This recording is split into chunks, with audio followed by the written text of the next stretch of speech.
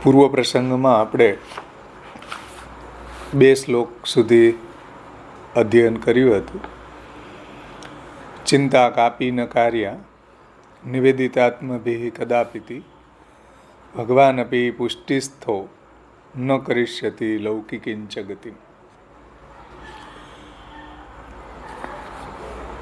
ભગવાન જેમણે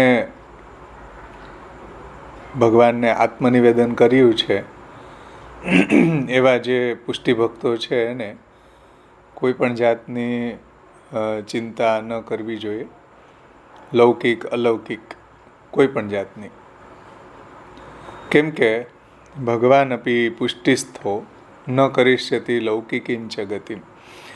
ભગવાન પુષ્ટિસ્થ છે, પુષ્ટિ માર્ગમાં સ્થિત છે, એટલે લૌકિક ગતિ નહીં કરે.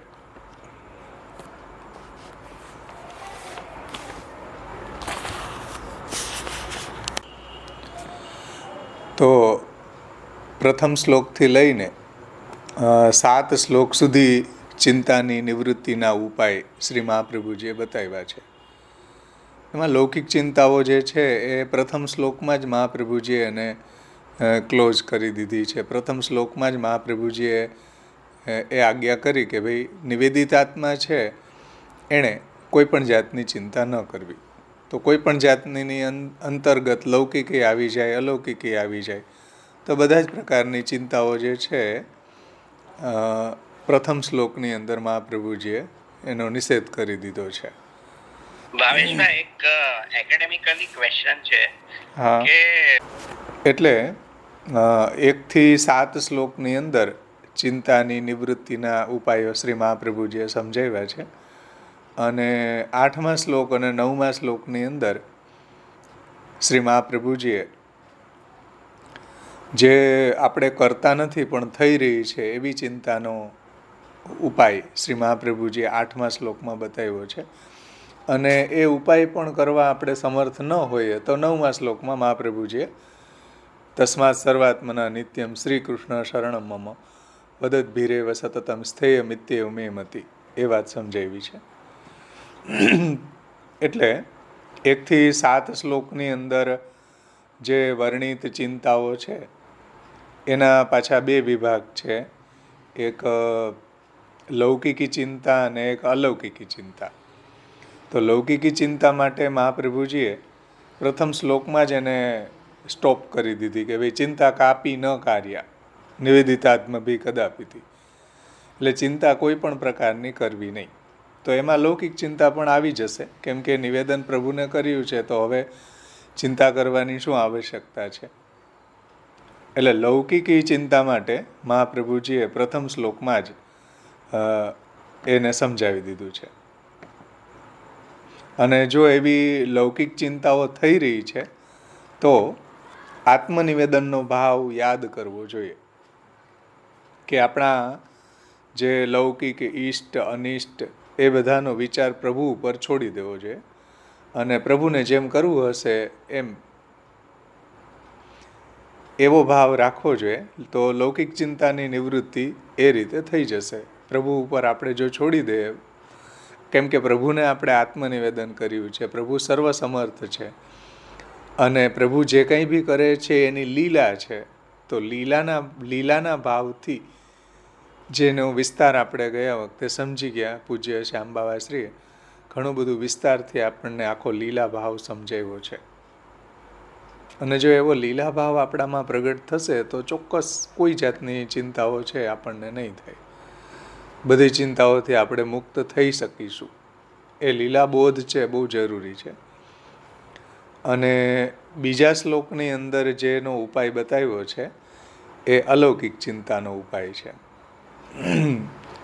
બીજી કોઈ લૌકિક ચિંતાનો ઉપાય નથી. એટલે પ્રથમ શ્લોકની અંદર કોઈ પણ જાતની ચિંતા ન કરવી એવું જે કહ્યું એને કારણે કોઈ એવા ઉદ્ધત થઈ જાય, એવા ઉશૃંખલ થઈ જાય કે હવે કોઈ જાતની ચિંતા ન કરવી, તો એનું મહાપ્રભુજીએ બીજા શ્લોકની અંદર આત્મનિવેદનના પ્રકારથી, આત્મનિવેદનના સ્મરણથી એવો અહંકાર કે એવી આપણી ઉદ્ધતાઈ ન થાય એટલા માટે નિવેદનંતુ સ્મર્તવ્યમ સર્વથા તાદૃશૈ જને સર્વેશ્વરશ્ચ સર્વાત્મા નિજેચ્છાત કરિષ્યતિ. કે જે નિવેદિતાત્મા ભક્ત છે એવા ભક્તોની સાથે આત્મનિવેદનનું સ્મરણ કરવું, અથવા નિવેદનંતુ સ્મર્તવ્યમ સર્વથા તાદૃશૈજને, અથવા તો જેણે નિવેદન કર્યું છે એણે આત્મનિવેદનનું સ્મરણ કરવું. બે રીતે અર્થ એમાં લીધા છે કે નિવેદન જેણે કર્યું છે એણે આત્મનિવેદનનું સ્મરણ કરવું, અથવા તો એવા જે નિવેદિત આત્મા છે, જેણે પ્રભુને સમર્પણ કર્યું છે એવા ભક્તોની સાથે આત્મનિવેદનનું સ્મરણ કરવું જોઈએ. અને પ્રભુ સર્વસમર્થ છે, પ્રભુ જે શરણાગત છે, જે પુષ્ટિ ભક્તો છે એના ઈશ્વર છે, એના આત્મા છે. કરોડોના આત્મા નથી કે કરોડોના ઈશ્વર નથી. એનો વિસ્તાર આપણે ગયા વખતે કરી ગયા કે ભગવાન છે કોઈ કરોડોના આત્મા નથી. પુષ્ટિસ્થ હોવાના કારણે જે પુષ્ટિસ્થ ભક્તો છે એના પર્ટિક્યુલર આત્મા છે, એના પર્ટિક્યુલર સર્વેશ્વર છે. એટલે આપણે એટલા સંકુચિત અર્થમાં એનો સમજવાનું છે કે જે આખા બ્રહ્માંડનો નાયક હોવા છતાં એ વ્રજનો સ્વામી બની જાય, ભજનીય વ્રજાધીપ બની જાય ને, અને એનાથી પણ સંકુચિત બની અને આપણા ઘરના સ્વામી બનવા પ્રભુ તૈયાર છે. એટલે કહે છે કે ભાઈ સર્વેશ્વરશ્ચ સર્વાત્મા નિજેચ્છાત કરિષ્યતિ. સર્વેશ્વર છે, સર્વાત્મા છે, અને પોતાની ઈચ્છાથી કરશે, અને એમાં ભક્તનું હિત હશે એવું જ કરશે. અને ભક્તની પણ જે અવિકૃત ઈચ્છાઓ છે એ પ્રમાણે પણ પ્રભુ કરશે. જે વાત ગુસાઈજીએ પુરુષોત્તમજીએ સમજાવી છે આ શ્લોકમાં, કે ભગવાન છે ભક્તોની ઈચ્છા અનુરૂપ પણ કરશે, પણ એ ઈચ્છાઓ છે અવિકૃત હોવી જોઈએ. હવે આપણે ત્રીજા શ્લોકનું અવગાહન કરશું.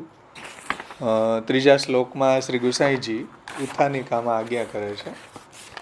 બધા પાસે ટીકા હશે, પેજ નંબર 11 ઉપર છે શ્રી ગુસાઈજીની ટીકા. એમાં ત્રીજા શ્લોકની ઉત્થાનિકામાં હવે અહીંયા એવી શંકા થાય કે ભગવાનને સમર્પિત થઈ ચૂક્યા આ દેહ વગેરેનો વિનિયોગ જો ભગવાનમાં ન થઈને સ્ત્રી પુત્રાદિકમાં થતો હોય, આપણને એમ લાગે કે આપણે તો પ્રભુને સમર્પિત છીએ, આપણે પ્રભુની સેવા કરીએ છીએ, ઘરના અમુક જે સભ્યો છે ભગવાનની સેવા નથી કરતા, અને સંસારમાં આસક્ત છે, લોકાસક્ત છે, અને મારો વિનિયોગ પાછો એ સ્ત્રી પુત્રાદિકમાં થાય છે, એમાં આપણે ટાઈમ આપવો પડે છે. ભગવાનની સેવામાંથી ટાઈમ કાઢીને આવા જે ઘરના સભ્યો છે એમાં આપણો વિનિયોગ થાય છે, તો ચિંતા થશે ભગવત ભક્તોને કે આપણો સમય એમાં ખોટો વ્યતીત થાય છે, આવું લાગશે એને. જો ગુસાઈજી કેવી ચિંતા, કેવો ઉત્થાનિકામાં કેવી શંકા ઉઠાવે છે કે ભાઈ ભગવાનને સમર્પિત થઈ ચૂક્યા ત્યારે આ દેહ વગેરેનો વિનિયોગ જો ભગવાનમાં ન થાય અને સ્ત્રી પુત્રાદિકની અંદર કે કુટુંબ પરિવારમાં દેહનો વિનિયોગ થતો હોય તો સ્વધર્મની હાનિ થાય. જે આપણે પ્રભુના સેવક છીએ તો સેવકાનામ યથાલોકે વ્યવહારો પ્રસિદ્ધ્યતિ તથા કાર્યમ સમર્પિવમ સર્વેશામ બ્રહ્મતા તત. તો પ્રભુના દાસ છીએ તો પ્રભુની સેવામાં જ આપણો વિનિયોગ થવો જોઈએ. એને બદલે સંસારની અંદર જે ભગવાનથી ઉદાસીન છે એવા લોકાસક્ત જે લોકો છે એમાં આપણો વિનિયોગ થાય છે, તો ભગવદીને ચિંતા થશે કે અમારો ટાઈમ બગડે છે. તો આનું શું કરવું? આ ચિંતાને કેમ દૂર કરવી? તો એનું સમાધાન શ્રી આચાર્ય ચરણો સર્વેશામ પ્રભુ સંબંધો ન પ્રત્યેકમિતિ સ્થિતિ અતોન્ય વિનિયોગે પી ચિંતા કા સ્વસ્ય સોપી ચેત, આ શ્લોકથી કરી રહ્યા છે કે સર્વેશામ પ્રભુ સંબંધો, બધાને પ્રભુનો સંબંધ સમાન છે. જ્યારે આપણે નિવેદન કરી રહ્યા છીએ ત્યારે આપણી મુખ્યતા હશે, પરંતુ જ્યારે આપણે નિવેદન કરી ચૂક્યા પછી બધાનો સંબંધ, જેટલું બી આપણે પ્રભુને નિવેદન કર્યું, સ્ત્રી પુત્ર ઘર ધન વગેરે, બધાનો સંબંધ આપણો પ્રભુ સાથે સમાન છે. તો સર્વેશામ પ્રભુ સંબંધો ન પ્રત્યેકમિતિ સ્થિતિ, એટલે પ્રત્યેકનો ઓછો વધતો નથી એવી અહીંયા સ્થિતિ છે, એવી આ માર્ગની મર્યાદા છે. કે નિવેદન કર્યા પછી બધાનો સંબંધ પ્રભુ સાથે સમાન છે, એવી પુષ્ટિભક્તિ માર્ગની મર્યાદા છે. તેથી અતોન્ય વિનિયોગે પી ચિંતા કા સ્વસ્ય સોપી ચેત. આથી સ્ત્રી પુત્રાદિકના અન્ય વિનિયોગમાં પણ ચિંતા ન કરવી. સમજો, બે વાત અહીંયા સમજાવી છે કે આપણો સ્ત્રી પુત્રાદિકમાં વિનિયોગ થતો હોય તો પણ સ્વધર્મની હાનિ નહીં થાય એની પણ ચિંતા ન કરવી, અને સ્ત્રી પુત્રાદિક જે છે એનું આપણે આત્મનિવેદનની અંતર્ગત એ સ્ત્રી પુત્રાદિકનું સમર્પણ કર્યું છે, તો એ લોકોનો વિનિયોગ ભગવાનની સેવામાં ન થઈને લૌકિકમાં થાય છે, સંસારમાં થાય છે. તો એ ભગવાનની સેવામાં આવતા નથી, એ તો લોકમાં આસક્ત છે. બીજું, આપણે એનું આત્મનિવેદન કર્યું છે અને એનો વિનિયોગ ભગવાનની સેવામાં થતો નથી. આ એક વાત. ચાલો એટલું તો વાંધો નહીં, પણ પાછો આપણો વિનિયોગ સ્ત્રી પુત્રાદિકમાં થાય છે જે લોકમાં આસક્ત છે, જે આપણે ઠાકોરજીની સેવામાં આપણે આપણું બધું સમર્પણ કર્યું છે, તો આપણે આપણા ઠાકોરજીની સેવામાંથી ટાઈમ કાઢીને સ્ત્રી પુત્રાદિક માટે પણ સમય કાઢવો પડે છે, પરિવાર માટે પણ સમય કાઢવો પડે છે, પરિવારમાં પણ આપણો વિનિયોગ થઈ રહ્યો છે. તો અન્ય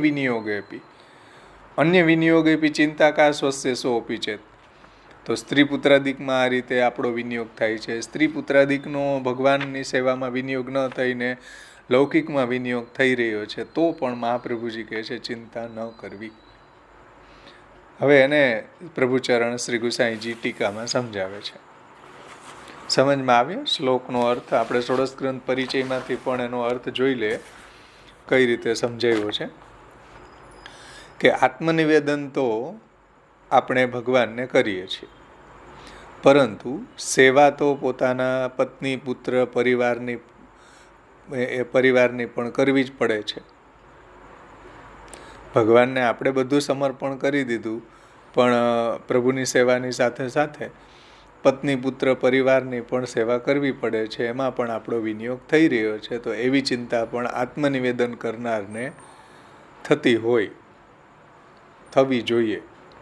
તો શ્રી મહાપ્રભુજી કહે છે કે ન કરવી જોઈએ.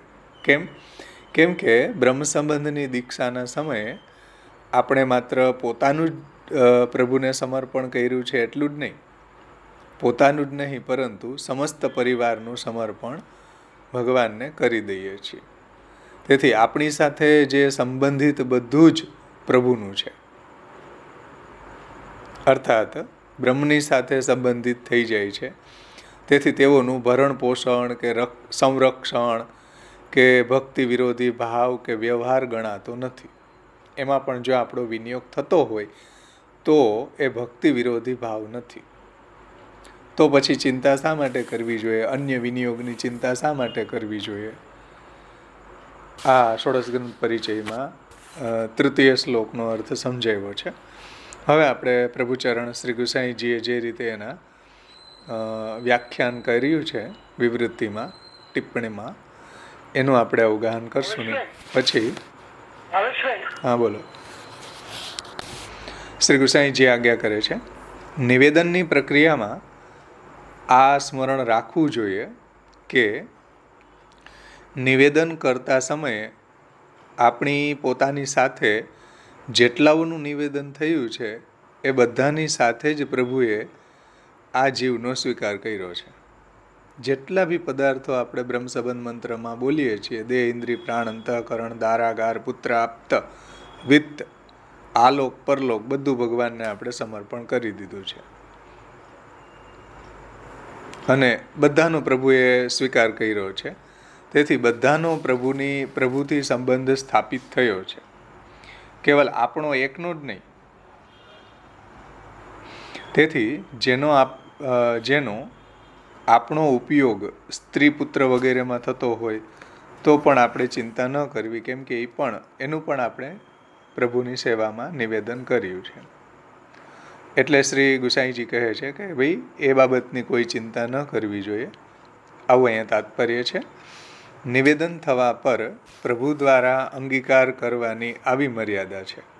નિવેદન આપણે પ્રભુને કરી દે, હવે પ્રભુને જેની પાસેથી સેવા લેવી હશે એની પ્રભુ સેવા અંગીકાર કરશે. જેમ કોઈ તમારી ઘરે પ્રસાદ લેવા આવે એની સામે તમે 10 બધી પ્રસાદી આઈટમ રાખી દો, હવે એને જેવું રૂચશે એવું એ લેશે.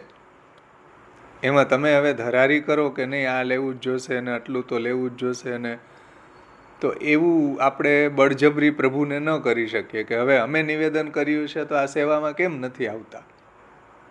એવું ન થાય. પ્રભુ રૂચે આપને કરવું એવી ટહેલ રે. તો આપણે પ્રભુ આપણી જીવ તરીકે, ભક્ત તરીકે આપણું કર્તવ્ય હતું કે આપણે પ્રભુને નિવેદન કરી દીધું. હવે એમાંથી કેની સેવા લેવી છે કેની નથી લેવી એ પ્રભુ ઉપર છોડવું જોઈએ. તો એ બાબતમાં ચિંતા ન કરવી જોઈએ કે આ લોકોનું મેં નિવેદન કર્યું ને એ કેમ સેવામાં નથી નાતા. અરે ભાઈ, પ્રભુને એ સેવા એની નથી લેવી એટલે નથી નાતા. એની ચિંતા તમે કેમ કરી રહ્યા છો? એ વાત ગુસાઈજી અહીંયા સમજાવે છે કે નિવેદન થઈ જવા પર પ્રભુ દ્વારા અંગીકાર કરવાની આવી મર્યાદા છે. એ બતાવવા માટે આચાર્ય ચરણોએ અહીં ઇતિસ્થિતિ એમ કહ્યું છે. અર્થાત પ્રભુ જો નિવેદન કરવાવાળા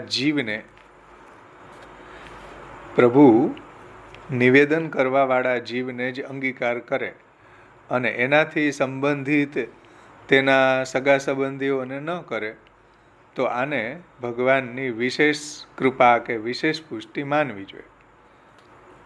અથવા એટલે કોઈ પ્રભુની સેવા કરી રહ્યા છે, બીજા લોકો નથી કરતા, તો જેની ઉપર પ્રભુની વિશેષ પુષ્ટિ હશે, ભગવાનની જેની ઉપર કૃપા હશે, એ ભગવત સેવા પરાયણ થઈ શકશે, ભગવત કથા પરાયણ થઈ શકશે.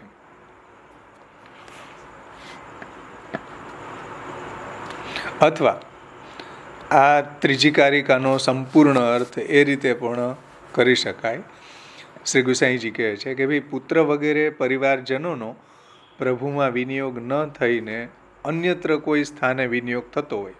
મેં પ્રભુને સમર્પણ કરી દીધું અને પત્ની પુત્રાદિક જે છે, ધન છે, આ બધાનો વિનિયોગ છે અન્ય જગ્યાએ થાય છે, લૌકિકમાં થાય છે, તો પણ આપણે એની ચિંતા શા માટે કરવી? કેમ કે પ્રભુએ આપણી સાથે એમનો પણ અંગીકાર કર્યો છે. આપણે બ્રહ્મસંબંધ મંત્રમાં જે પ્રભુને નિવેદન કર્યું છે એની સાથે બધાનો પણ એમાં અંગીકાર થઈ ગયો છે. તેથી તેમની પણ કૃતાર્થતા સંભવે છે. આવું અહીંયા તાત્પર્ય છે. અને આપ એ વાત પણ સમજવી જોઈએ કે ત્રીજી કારિકાની અંદર જે સ્વસ્ય પદ પુનઃ અપી શબ્દથી સંબંધિત થઈ રહ્યું છે.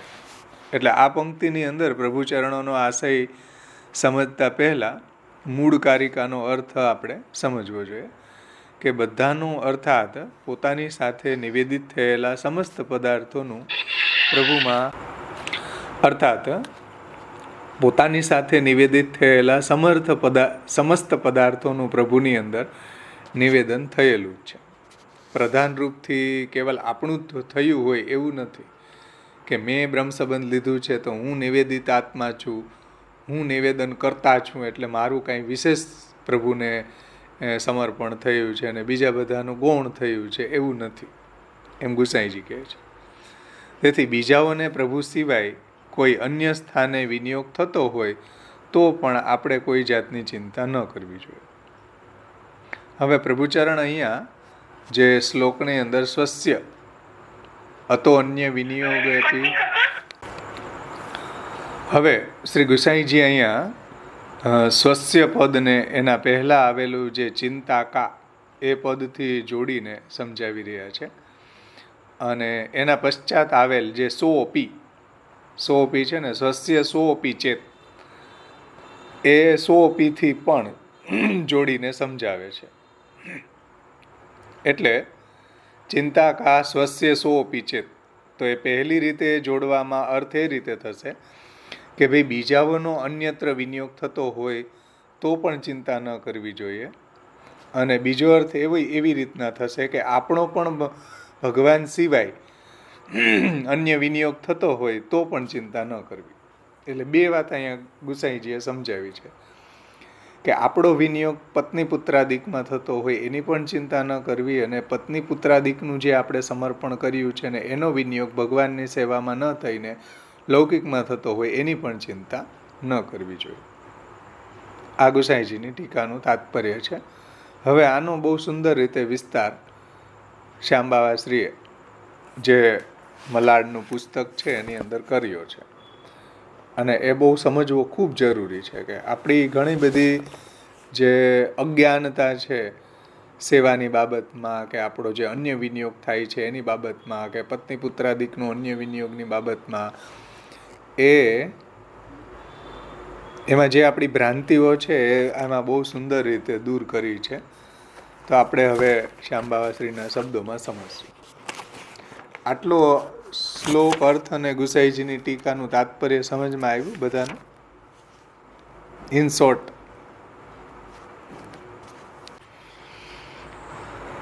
પછી આવે છે ભક્ત્યર્થ ચિંતા. પ્રભુની બાબતમાં નહીં, પણ મારાથી ભક્તિ થતી નથી તેની ચિંતા. સમજો, ચિંતાની અંદર અહીંયા એક વિભાગ પાડેલા છે, એ થોડું સમજવું જરૂરી છે. કઈ રીતના વિભાગ પાડેલા છે?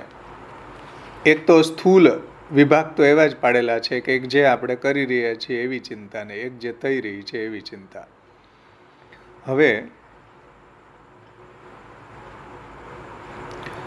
બીજા શ્લોકમાં જેનો ઉપાય છે કે અલૌકિક ચિંતા છે, ઘર ધંધાની કે કોઈ પરણવાની કે કોઈ નફા નુકસાનની ચિંતા નથી, તે અલૌકિક ચિંતા છે. ને અલૌકિક ચિંતા છે એના બે પ્રકાર છે. એક પોતાના માટેની ચિંતા કરતા હોઈએ તો, એટલે સેવક કે ભક્ત તરીકેની ચિંતા, અથવા પોતાના સ્વામી માટેની ચિંતા. જુઓ, બે પ્રકાર થયા. એક ભક્ત તરીકેની ચિંતા આપણી, અને એક સ્વામી ભગવાન માટેની ચિંતા. હવે સેવક તરીકેની ચિંતા સ્વાર્થ ચિંતા કહેવાય, સ્વઅર્થ ચિંતા. પણ સ્વાર્થ અહીંયા કોઈ ભક્તનો લૌકિક સ્વાર્થ નથી. જુઓ, મારો અન્ય વિનિયોગ થાય છે, ભાઈ પ્રભુની સેવામાં વિનિયોગ નથી થતો, તો આપણો લૌકિક સ્વાર્થ નથી, આ આપણો અલૌકિક સ્વાર્થ છે. તો ભક્તનો સ્વાર્થ જે છે સેવાનો છે, તો સેવકનો સ્વાર્થ ઊંચી કક્ષાનો સ્વાર્થ છે. અને એક બીજી જે ભગવદ અર્થ ચિંતા, એટલે કે પોતાના સ્વામીની ચિંતા. તો એ રીતના પાછા બે વિભાગ છે. એમાંથી ત્રીજા શ્લોકની અંદર ભગવાનની ચિંતાનો નથી ઉલ્લેખ વિષય, પરંતુ ભક્તની ચિંતા છે.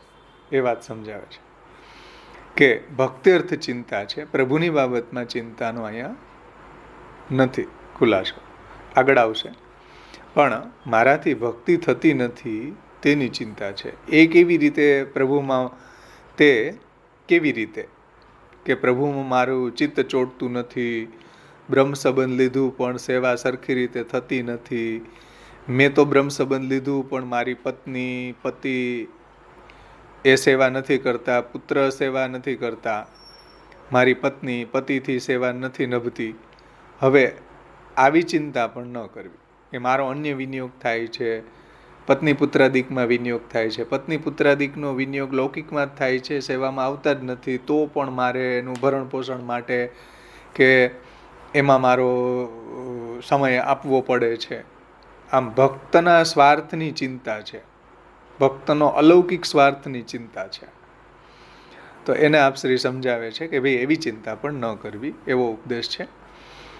એ ભાવ રાખવો જોઈએ કે જે કરે છે તે એની સેવા પ્રભુ લેવા માગે છે, જે નથી કરતો એની સેવા નથી લેવા માગતા. આવો ભાવના રાખવી જોઈએ કે ભાઈ જેટલા બી આપણા ઘરના સભ્યો છે એ ભગવાનની સેવા કરી રહ્યા છે, એની સેવા પ્રભુ લેવા માગે છે.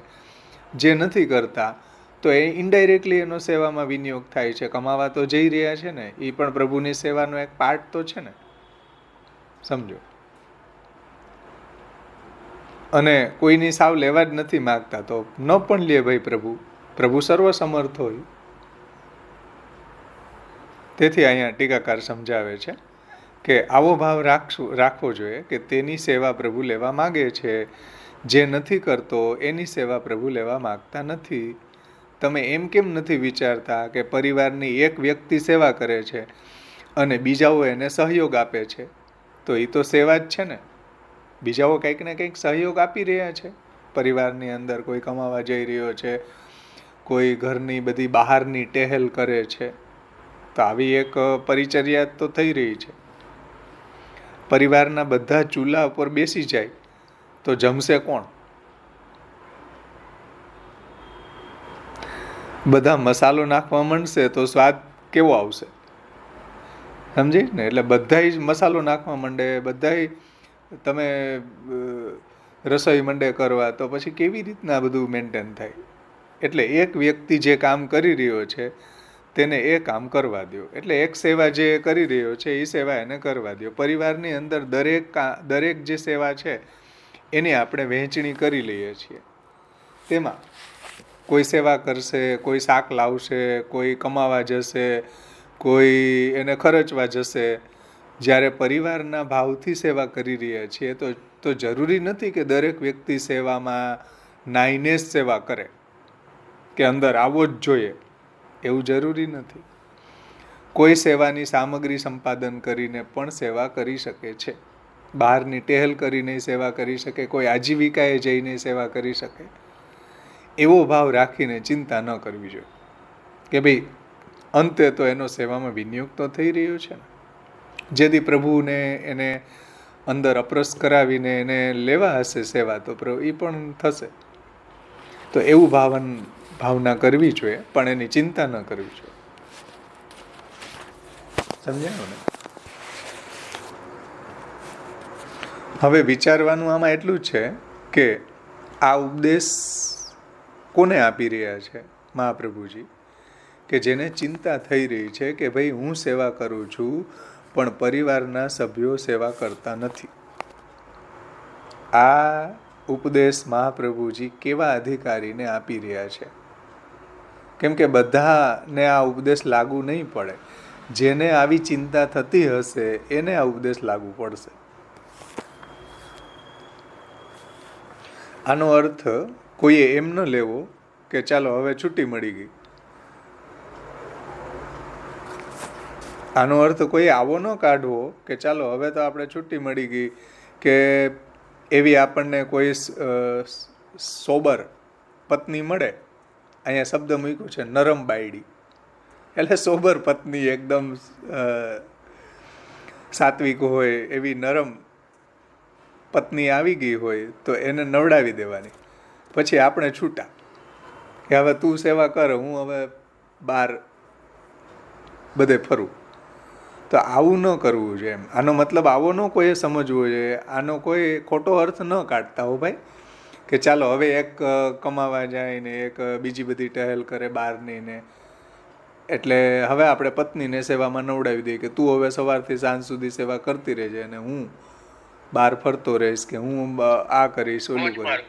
હે મોજ મારતો રહું. હા. તો આવો મોજ મારવાની વાત મહાપ્રભુજી નથી કહેવા માંગતા. આવું છુટકારો મેળવવાની વાત અહીંયા મહાપ્રભુજી નથી કહેતા હો. તો તમારે પોતે સેવા કરવી જોઈએ ભાઈ. તો આપણે આત્મનિવેદન કર્યું છે તો આપણે આપણા ઠાકોરજીની સેવા કરવી જોઈએ. કોઈથી કરાવવી ન જોઈએ. શ્રી મહાપ્રભુજી કહે છે કે ભાઈ પત્ની, સંતતિ કે ઘરમાં જે બંધુ બાંધવ હોય અને જો તમને અનુકૂળ હોય, એટલે કે એમની પોતાની સેવા કરવાની ઈચ્છા હોય અને ઉમળકો હોય, તો એમને સેવામાં તમારે સહયોગી બનાવવા જોઈએ.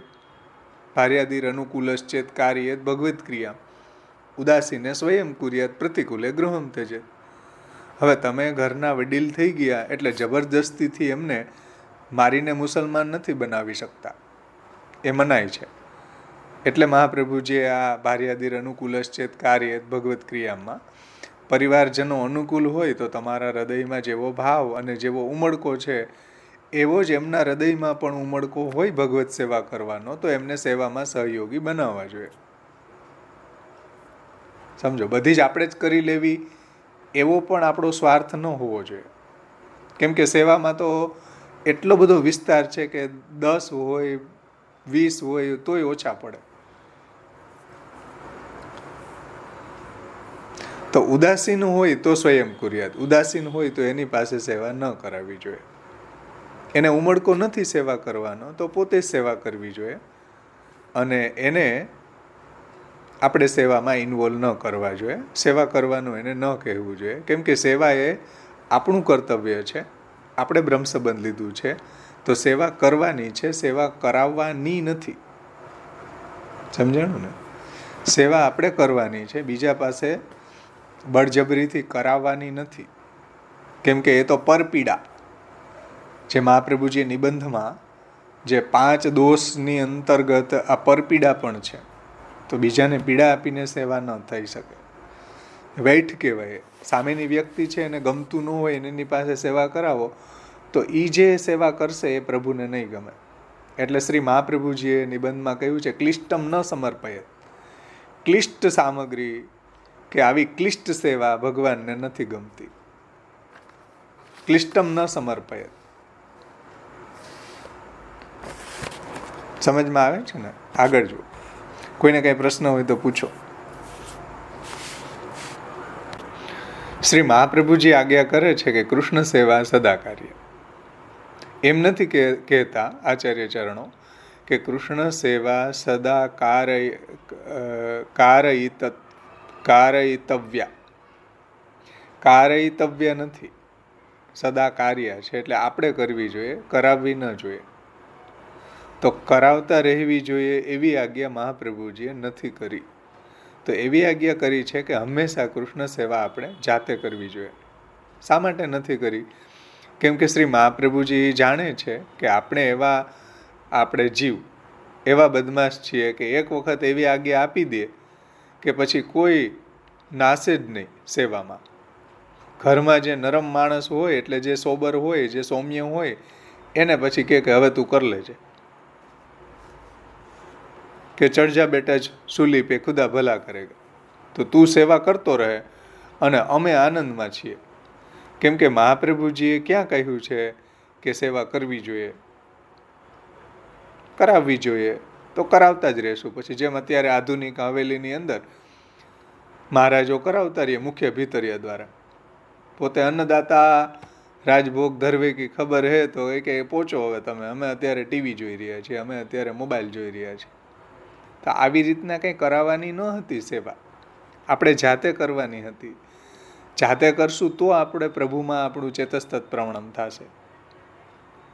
એટલે મથુરાના એક મહારાજશ્રી હતા, એ બહુ સુંદર આજ્ઞા કરતા, નામ હું એનું ભૂલી ગયો.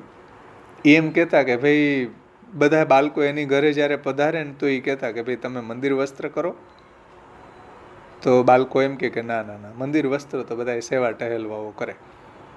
પછી પાત્ર માંજો તો કે ના ના ના ના, એ બધા સેવા ટહેલવાઓ માંજે.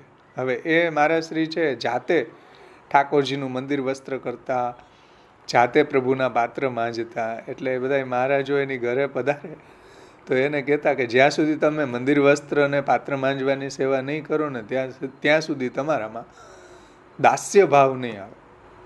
આપણે પ્રભુ આપણા સ્વામી છે અને આપણે એના સેવક છીએ એવો ભાવ પ્રગટ નહીં થાય, એવું એ કહેતા. બહુ સુંદર એના વચનામૃત હતા. એટલે મહાપ્રભુજીએ પણ આજ્ઞા કરી છે કે સ્વયં પરિચરિત ભક્ત્યા વસ્ત્ર પ્રક્ષાલનાદિભી. ઠાકોરજીની અતિ બહિરંગ સેવા પણ જાતે કરવી, વસ્ત્ર પ્રક્ષાલન વગેરે પણ જે બહિરંગ સેવા પણ જાતે કરવી, એવું મહાપ્રભુજી કહે છે.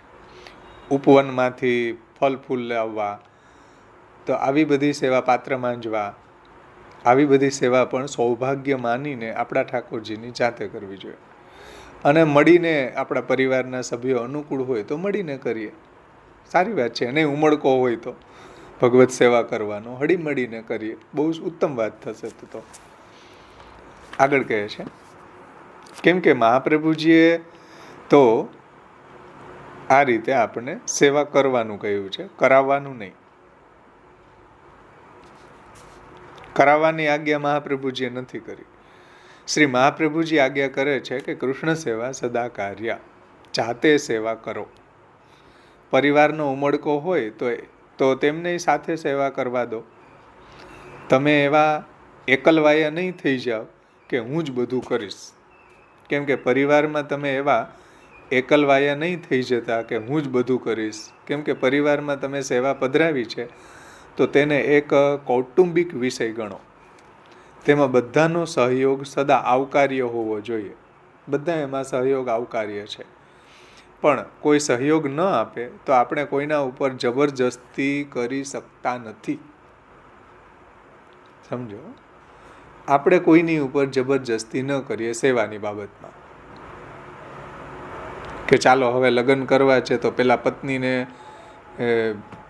જબરજસ્તી એને શરત જ મૂકવી પડે કે જો સેવા કરવી પડશે, કંઠી બાંધવી પડશે.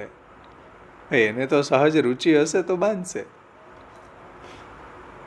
કા બાંધેલી હોય ને સેવા કરતી હોય એવી ગોતો કે જેથી કરીને આવી શરત જ ન કરવી પડે. પણ આવી શરત કરીને લાવીએ અને પછી ન કરે તો શું કરવું બોલો? આનો કઈ ઉપાય છે? તો સેવાની બાબતની અંદર આપણે કોઈને કહી ન શકીએ. નાના બાળકો હોય એને કેવું જોઈએ, કેમ કે એ અબૂધ છે, એને કોઈ સારા નરસાનો વિવેક નથી, એને તો બળજબરીથી એને સેવામાં ઇન્વોલ્વ કરવા જ જોઈએ. અને પેરેન્ટ્સની, મા બાપની એ જવાબદારી છે કે બાળકને આપણે સેવામાં જોડવા જોઈએ. કેમ કે એને તો ટીવી જોવા દો તો ટીવી જોયા કરે, રમવા દો તો રમ્યા કરે. પણ એને થોડા આપણે સંસ્કાર આપવા જોઈએ આપણા પુષ્ટિ સંપ્રદાયના. એને મહાપ્રભુજીના ગ્રંથોના પાઠ કરાવવા જોઈએ, એને સેવામાં નવડાવવા જોઈએ, એને ચરણ સ્પર્શ પ્રભુના કરાવવા જોઈએ. કેમ કે એનામાં હજી વિવેક નથી. એવા જે બાળકો છે 15-16 વર્ષ સુધીના, કે સ્વતંત્ર બુદ્ધિ નથી એનામાં, એ તમે જેમ આજ્ઞા કરશો એમ કરતા રહેશે. તો એની પાસે કરાવવું જોઈએ બળજબરીથી નહીં, એમાં કોઈ દોષ નથી. પણ જે મોટાઓ છે એની પાસે તમે જબરજસ્તી સેવા નહીં કરાવો કે ચાલો તારે સેવા કરવી જ પડશે, કેમ કે તું મારી પત્ની છે, તું મારો છોકરો છે. જેમ કોઈ નોકર બીજા નોકરને કહી નથી શકતો કે તારે આ કામ કરવું પડશે, માલિક કહી શકે. સમજો? તો એ રીતે આપણે તેથી આપણે કોઈને કોઈ કામ કરવા જોતરી ન દઈ શકીએ. કોઈને કામ કરવા માટે કોઈ સેવાની અંદર જોતરી દો, એમાં એને ઇન્વોલ્વ કરી દો, એવું ન કરી શકીએ. કેમ કે આ પર્સનલ વિષય છે. એને જે પ્રભુમાં પ્રેમ હોય, પ્રભુમાં ભક્તિ હોય તો કરશે. પ્રભુને એની સેવા અંગીકાર કરવી હશે તો કરશે. સમજો, આટલો પર્સનલ આમાં વિવેક છે. બીજા ધર્મ સંપ્રદાયોને તમે જુઓ કે જેટલા બી આવ્યા એને કન્વર્ટ કરો આપણા માર્ગમાં, છલથી, બલથી, ધનથી. આપણા મહાપ્રભુજી એવા છે, આપણા ગુસાઈજી એવા છે કે નહીં, પત્ની પણ જો અનુકૂળ ન હોય ને તો એને કન્વર્ટ નહીં કરો. Please stop. પત્નીને કન્વર્ટ નથી કરવી આપણે, પુત્રને કન્વર્ટ ન કરો. બોલો. જ્યારે બીજા ધર્મ સંપ્રદાયમાં તમે જુઓ, અમારે અહીંયા ઇંગ્લિશ સ્કૂલો ખોલી. ઇંગ્લિશ સ્કૂલો શા માટે ખોલી? સંપ્રદાયવાળાઓએ અમુક, નામ નથી દેતો. એ ઇંગ્લિશ સ્કૂલો ખોલીને શું કરે? બધાને આકર્ષે, સારું શિક્ષણ આપે. પછી એમ કે હવે તમારે પૂજાપો તો કરવો જ પડશે, તમારે આ અમારા સંપ્રદાયની બધી સિદ્ધાંતને ફોલો કરવો પડશે, તમારે પૂજાની પેટી રાખવી પડશે. અરે ભાઈ, ભણવા આવ્યા છે, પૂજા કરવા થોડા આવ્યા અહીંયા. તમે ભણવાના બાને પૂજાને અંદર કેમ ઘુસાડો છો? આ કન્વર્ટ, ભણવાના બાને કન્વર્ટ કરવા, આવું મહાપ્રભુજીને પસંદ જ નથી. મહાપ્રભુજીએ કહ્યું કે ભાર્યાદી અનુકૂલસ છે કાર્ય ભગવત ક્રિયા. પત્ની જો અનુકૂળ હોય ને એને ઉમળકો હોય સેવાનો તો કરાવો, બાકી નહીં કરાવો. તમે ઉદાસીન હોય તો નહીં કરાવો. Please stop. સમજો, આટલો પર્સનલ વિષય છે. એ બાબતમાં આપણે કોઈને બળજબરી ન કરી શકીએ. બાકી બીજા કોઈ બી ધર્મ સંપ્રદાયને જુઓ તમે, કન્વર્ટ કરવાની ઘેલસા જાગી ગઈ છે. કોઈ ના કોઈ રીતે સ્કૂલો ખોલીને, ઇંગ્લિશ મીડિયમ સ્કૂલો ખોલીને કે ચાલો આવો હવે અમે તમને પછી અમારા સંપ્રદાયની અંદર કન્વર્ટ કરી દઈશું. કન્વર્ટ થશો તો અમે તમને સ્કૂલમાં એડમિશન આપીએ, નહીતર ન આપીએ. આનું નામ હા. તો આ કઈ રીત છે? કોઈ ધર્મ પડાવવાની રીત છે? આપણા મહાપ્રભુજી ના પાડે. ઇવન મહાન હસ્તી જે તુલસીદાસ હતા, તો તુલસીદાસજી જેવી મહાન હસ્તી ત્યારે જે ગુસાઈજીને કહેતા હોય કે મને તમારા ધર્મ સંપ્રદાયમાં દીક્ષિત કરો, ગુસાઈજીએ ના પાડી, તુમ જો ધર્મ संप्रदाय में हो राम के पद गाने वाले कोई नहीं है, हमारे यहाँ भगवान श्री कृष्ण के पद गाने वाले અષ્ટસખા હે. કેમ કે તમારા ધર્મ સંપ્રદાયની અંદર કોઈ નથી ભાઈ. તમે તમારી જગ્યાએ રાઈટ છો, તમે તમારી જગ્યાએ બરાબર છો. કન્વર્ટ નથી કર્યા. તુલસીદાસજી જેવા મહાન હસ્તીને પણ ગુસાઈજીએ ન કન્વર્ટ કર્યા. કરી શકતા હતા ને, બ્રહ્મસંબંધ આપીને બે કંઠી પહેરાવી શકતા હતા. નો એલાવ. પત્નીને પણ નહીં. સમજમાં આવે છે ને ભાઈ વાત? તો આપણો માર્ગ કોઈ વિશ્વધર્મ નથી કે ચાલો જે આવે બાવો બેઠો જપે, જે આવે એ ખપે, આવા જ દ્યો, લેતો જા, લે બ્રહ્મસંબંધ લેતો જા. એવી રીતના બ્રહ્મસંબંધ આપવાના ન હોય ભાઈ. શ્રી મહાપ્રભુજી ત્યાં સુધી પત્ની જેવું અંગત તો કોઈ હોઈ ન શકે, પુત્ર જેવું નિયરેસ્ટ કોઈ હોઈ ન શકે. એને પણ ભગવત સેવામાં જો એને સેવાનો ઉમળકો ન હોય તો ભગવત સેવામાં એને ઇન્વોલ્વ ન કરો.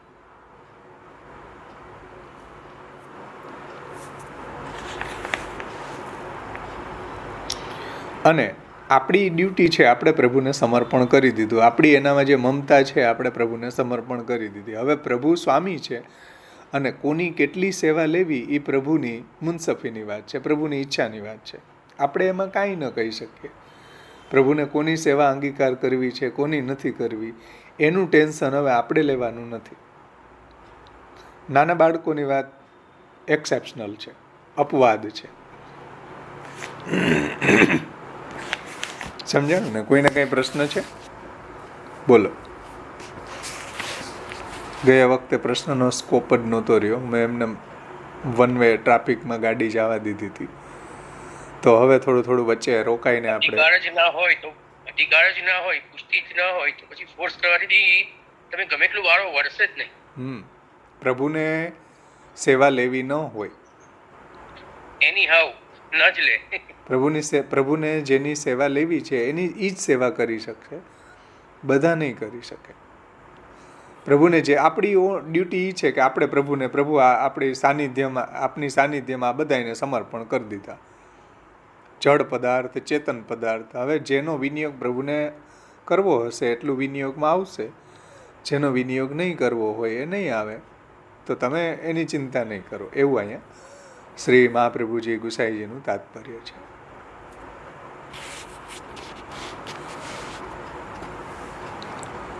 જો આ ભક્ત સંબંધી ચિંતા, અંતરંગ અને બહિરંગની જે વાત થઈ ને કે ભાઈ એક અંતરંગ સેવા કરે, બીજા બહિરંગ કરે. પુરુષોત્તમ બાવાની હમણાં સમર્પણની જે શિબિર ગઈ ને એમાં સેકન્ડ એમાં જ કીધું છે કે પછી બધા છટકી જશે, નો ડાઉટ સેવા ગણાશે, પણ પછી તમારી દેહ ઇન્દ્રિયનો વિનિયોગ પ્રભુ સેવામાં નહીં થશે. સપોઝ તમે ધન કમાઈને આવી ગયા તો જે સર્વે ઇન્દ્રિયોથી પ્રભુમાં જે સમર્પણથી જોડાવી જોઈએ એ જોડાય નહીં. ઇન્દ્રિય સેવા તો છે જ, પણ વિનિયોગ નહીં થશે ઇન્દ્રિયનો. એવું ચોક્કસ એ વાત સાચી છે. પરંતુ આપણે ચિંતા ન કરવી જોઈએ. અહીંયા જે વિષય ચાલી રહ્યો છે એ તો શ્યોર છે કે ભાઈ એનો ભલે ઇનડાયરેક્ટલી વિનિયોગ થાય છે, પરંતુ એને જે સ્વરૂપનો આનંદ આવવો જોઈએ, સેવાનો જે આનંદ આવવો જોઈએ, એનાથી વંચિત રહેશે. બસ એમ. એટલે તો જ્યારે કીધું કે ભાઈ, એટલે બાબાએ કીધું કે ભાઈ ચાલશે, પરિવાર છે એટલે બધું ચાલે, પણ એમ કે પછી છટકી જવાની વાત પછી આપણે આવું વિચારાય ને. હા બરાબર. છટકવાની વાત નહીં થઈ. ઇન્દ્રિયનો વિનિયોગ તો થાય જ નહીં ને સેવામાં. બરાબર છે. આપણે બ્રહ્મ સંબંધ લીધું છે તો આપણને આપણા ઠાકોરજીની સેવાનો ઉમળકો, ઉમંગ થવો જોઈએ. અને આપણે પણ કંઈક પ્રભુની સેવામાં હાથ પવિત્ર કરીએ એવી ભાવના આપણી હોવી જોઈએ. ભલે જેટલું બી આપણાથી થઈ શકે. એવું નથી કે આખો દિવસ જ કરીએ. જેટલું બી બની શકે, આપણી પાસે જેટલો સમય છે એટલો આપણે સેવામાં જોડાવવું જોઈએ. બીજા કોઈને કંઈ પ્રશ્ન છે? આગળ જોઈએ. હવે તમે એકલા સેવા કરતા હોય અને ચિંતા કરો કે મારા પરિવારના લોકો સેવામાં સહયોગી નથી, તો એ ચિંતાથી તમે જે સેવા કરી રહ્યા છો એનો લાહવો તો મળશે નહીં. એનો લાવો તો મળશે નહીં ને. વ્યર્થમાં ક્લેશમયી સેવા થશે ચિંતાના કારણે. તમને સેવા મળી એ કંઈ ઓછી ધન્યતાની વાત છે કે તેમાં પાછી આવી ચિંતા તમારે વહોરવી? આપણને જે પ્રભુ આપણી સેવા લે છે એ તો બહુ મોટી કૃપા છે. તમે આત્મનિવેદન કર્યું છે તો પછી જે સેવા નથી કરતા એની ચિંતા છોડી દો. આત્મનિવેદન કર્યા પછી તમારો પતિ ક્યાં રહ્યો, તમારો પુત્ર ક્યાં રહ્યો, બધા પ્રભુના થઈ ગયા. આત્મનિવેદન કર્યા પછી મારું ક્યાં રહ્યું, મારું ધન ક્યાં રહ્યું, મારો પુત્ર ક્યાં રહ્યો, મારી પત્ની ક્યાં રહી, કે મારો પતિ ક્યાં રહ્યો, બધું પ્રભુનું થયું. ભાઈ, પ્રભુને સમર્પણ કર્યું છે. મારું ક્યાં રહ્યું? હજી મારું મારું કરી રહ્યા છે તો આપણું સમર્પણ નથી થયું. એમ કે છે ભાઈ, તમારો પતિ ક્યાં રહ્યો, પછી તમારો પુત્ર ક્યાં રહ્યો, બધા પ્રભુના થઈ ગયા અને તમે પ્રભુના થઈ ગયા. તો હવે જેનાથી પ્રભુને જે કામ લેવું હશે તે લેશે. તમે મારી પત્ની સેવા નથી કરતી ને મારો પુત્ર સેવા નથી કરતો, એ બધું તારી મારી કરવાનું છોડી દો. પ્રભુને જેનાથી જે કરાવવું હશે તે થશે. તમે સેવા કરો છો કે નહીં, બસ એ વાત કરો સીધી.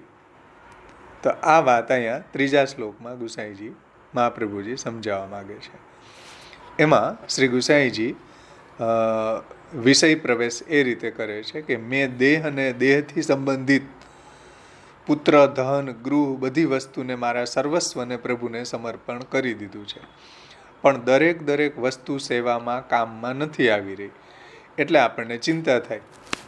તો એના જવાબમાં શ્રી મહાપ્રભુજી કહે છે કે ભાઈ, ચિંતા ન કરવી જોઈએ, ચિંતન કરવું જોઈએ. ચિંતા ન કરવી જોઈએ, નિવેદનનું ચિંતન કરવું જોઈએ, નિવેદનનું સ્મરણ કરવું જોઈએ. કયું ચિંતન? તો એ ચિંતન એ છે કે સર્વેશામ પ્રભુ સંબંધો ન પ્રત્યેકમ ઇતિ સ્થિતિ. જ્યારે તમે સર્વસમર્પણ કર્યું ત્યારે શું ભગવાનથી કાઉન્ટર સિગ્નેચર લીધી હતી કે હું મારું સર્વસ્વ સમર્પિત કરી રહ્યો છું તો દરેક વસ્તુ તમારે સેવામાં વાપરવી પડશે? આવી કાઉન્ટર સિગ્નેચર ભગવાનની લીધી હતી બ્રહ્મ સંબંધ વખતે?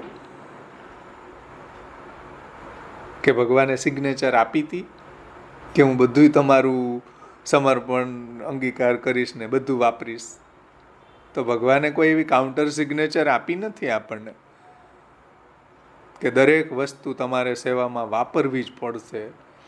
નિવેદન તો આપણે સમર્પણના ભાવથી, દાસ ભાવથી કરતા હોઈએ છીએ કે હે પ્રભુ, મેં બધું તમને નિવેદન કર્યું છે. હવે જે તમને ગમતું હોય એનો તમે સ્વીકાર કરો, એને તમે સેવામાં લો. જે તમને ગમતું હોય એને તમે સેવામાં લો, જે ન ગમતું હોય એને સાઈડમાં રાખી દો. કોઈ પ્રોબ્લેમ આપણને ન હોવી જોઈએ જો આપણે દાસ ભાવથી પ્રભુને સમર્પિત હોઈએ તો, કે મેં બધું આપને નિવેદન કર્યું છે. હવે જે તમને ગમતું હોય એનો તમે સ્વીકાર કરો, તો પછી હવે તમારે શેની ચિંતા કરવાની હોય? આપણે સર્વ વસ્તુનું નિવેદન કર્યું છે. કંઈ દરેક વસ્તુ નથી ગણાવી કે આ છોકરો કે આ છોકરી કે આ ધન છે. જે ગણાવ્યું છે તે ઉપલક્ષણ વિધિથી બધું ગણાવ્યું છે. હમણાં બેને પ્રશ્ન પૂછ્યો કે ભાઈ, પુત્ર વધુનું સમર્પણ કર્યું કે નહીં, છોકરાને એના છોકરાનું સમર્પણ કર્યું કે નહીં?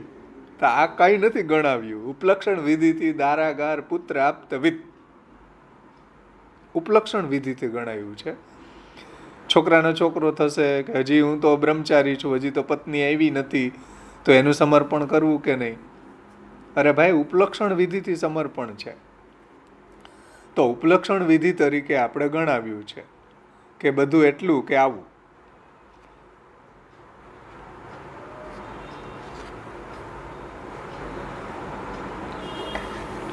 કોઈ આઈટમને આપણે ઇન્વેટરી કરીને આપણે બ્રહ્મ સંબંધ નથી લીધું એમ. એટલે કોઈ માલ સામાનની વિગતની યાદી જેમ ઓલો શેઠ લે એવી રીતના બધી માલ સામાનની લિસ્ટ કરીને આપણે કોઈ સમર્પણ નથી કર્યું. સમજાણું ને? નહીં તો એકાદ વસ્તુ પછી ગણાવવાની રહી જાય તો પછી નિવેદન થયું ન ગણાય. પણ આવો એકાઉન્ટનો વ્યવહાર આપણે નથી કરતા. જે કાંઈ છે એ બધું પ્રભુનું છે, જે કાંઈ છે એ તારું છે. જે હતું એ પણ તારું હતું અને જે આવનારું છે એ પણ તારું જ છે. તો જે ગણાવ્યું છે એ પણ પ્રભુનું છે, જે નથી ગણાવ્યું એ પણ પ્રભુનું છે. અને પછી આપણે ઝઘડવાનું ન હોય કે મેં આ તને આપ્યું એનો વિનિયોગ તે સેવામાં કેમ ન કર્યો, એવું આપણે પ્રભુને ન કહી શકીએ. જેનો ઉપયોગ કર્યો એનો તમે આનંદ કેમ નથી માણતા? જેનો પ્રભુ સ્વીકારે છે, જેનો વિનિયોગ પ્રભુની સેવામાં થાય છે, એનો આનંદ માણવો જોઈએ. એટલે પોતાના ભાણામાં જે કંઈ હોય એનો સ્વાદ નહીં લઈને બીજાના ભાણાને જોઈને દુઃખી થવું, એવી વૃત્તિ થઈ ગઈ આપણી.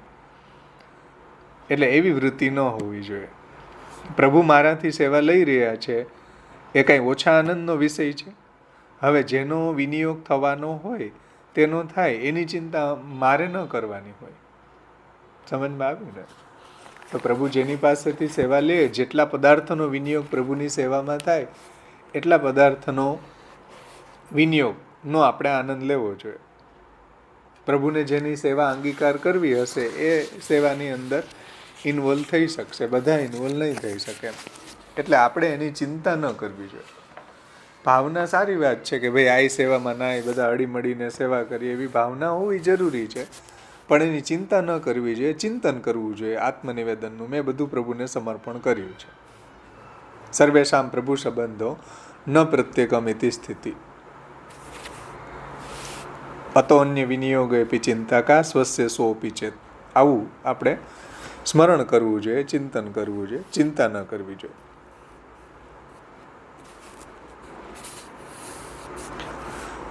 તો એવા ઉમળકાથી આપણે સેવા કરીએ.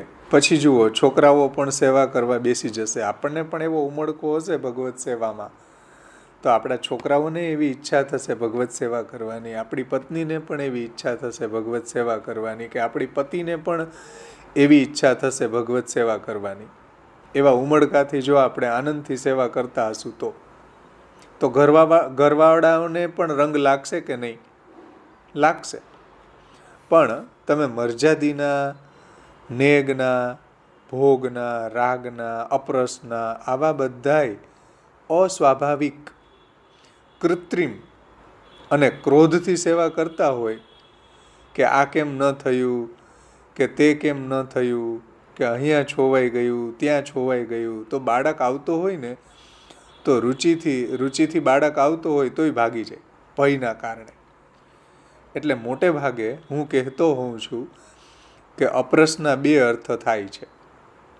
અપરસના બે અર્થ થાય. એક અર્થ એ કે અપરસ, અ પ્લસ પરસ. અપરસ એટલે અ પ્લસ પરસ, એટલે કે કોઈનો સ્પર્શ નહીં કરવાનો. અને એક અર્થ એવો થાય છે કે અપ પ્લસ રસ. અપ પ્લસ રસ એટલે કે જેમાંથી સેવાનો, ભક્તિનો, આનંદનો બધો રસ નીકળી જાય, એનું નામ અપરસ. આ અપરસનો બીજો અર્થ. અપ એટલે ચાલ્યો ગયો, રસ એટલે ભક્તિનો રસ, સેવાનો રસ, બધો રસ જેમાંથી ચાલ્યો ગયો, એનું નામ અપરસ. આવી અપરસ પાડતા હોઈએ છીએ આપણે. બધા રસો નીકળી જાય, એક જ રસ રહે, ક્રોધ. ક્રોધનો રસ એક જ ઉત્પન્ન થતો હોય, દુર્વાસાનો. બીજા બધા અપ રસ. અપ એટલે ચાલ્યા ગયા છે બધા રસો જેમાંથી, એવી અપરસ. હું નથી કહેતો ભાઈ, ટીકાકાર કહે છે, મને પછી કહેતા નહીં. અપરસનો એક આવો અર્થ થાય છે. સમજમાં આવે છે ને ભાઈ? અપ પ્લસ રસ, જેમાંથી બધા રસો, સેવાનો રસ, ભક્તિનો રસ નીકળી જાય, એ અપરસમાં નાહ્યા નહીં કે દુર્વાસાનો આવેશ આવી જાય. પછી આપણને ચિંતા થાય કે ભાઈ હું તો સેવા કરું છું, પણ છોકરાઓ કેમ નથી કરતા? છોકરાઓ ક્યાંથી કરે ભાઈ? તમે એવા ઉમળકાથી સેવામાં નાતા જ નથી, એવા ઉમળકાથી આપણે આનંદથી સેવા કરતા નથી. એવી રીતે કરીએ તો બીજાને મન થાય કે ચલો આ કેવા આનંદ લે છે, ચાલો હું પણ થોડો એમાં ઇન્વોલ્વ થાય. એટલે ઘણા એવા પ્રસંગ બન્યા છે અહીંયા જુનાગઢમાં કે માતા પિતાની હાજરીમાં છોકરાઓએ સેવા કરી જ નહીં, એક દિવસ પણ ન કરી. અને જેવા માતા પિતાનું દેહાવસાન થયું એટલે માતા પિતા કરતાં પણ સારામાં સારી સેવા કરી. એવા એક્ઝામ્પલ જોયા છે. કેમ કે અપ પ્લસ રસ, બધાય રસો નીકળી ગયા. ભક્તિનો રસ નીકળી ગયો ને સેવાનો રસ, બધાય રસો નીકળી ગયા એમાંથી. એટલે હવે માતા પિતા સ્વધામ પધારી ગયા પછી બધાય છોકરાઓ, પત્ની, પરિવાર અત્યારે બહુ સારામાં સારી સેવા કરે છે. તો એનું કારણ આ છે, અપ પ્લસ રસ, જેમાંથી બધા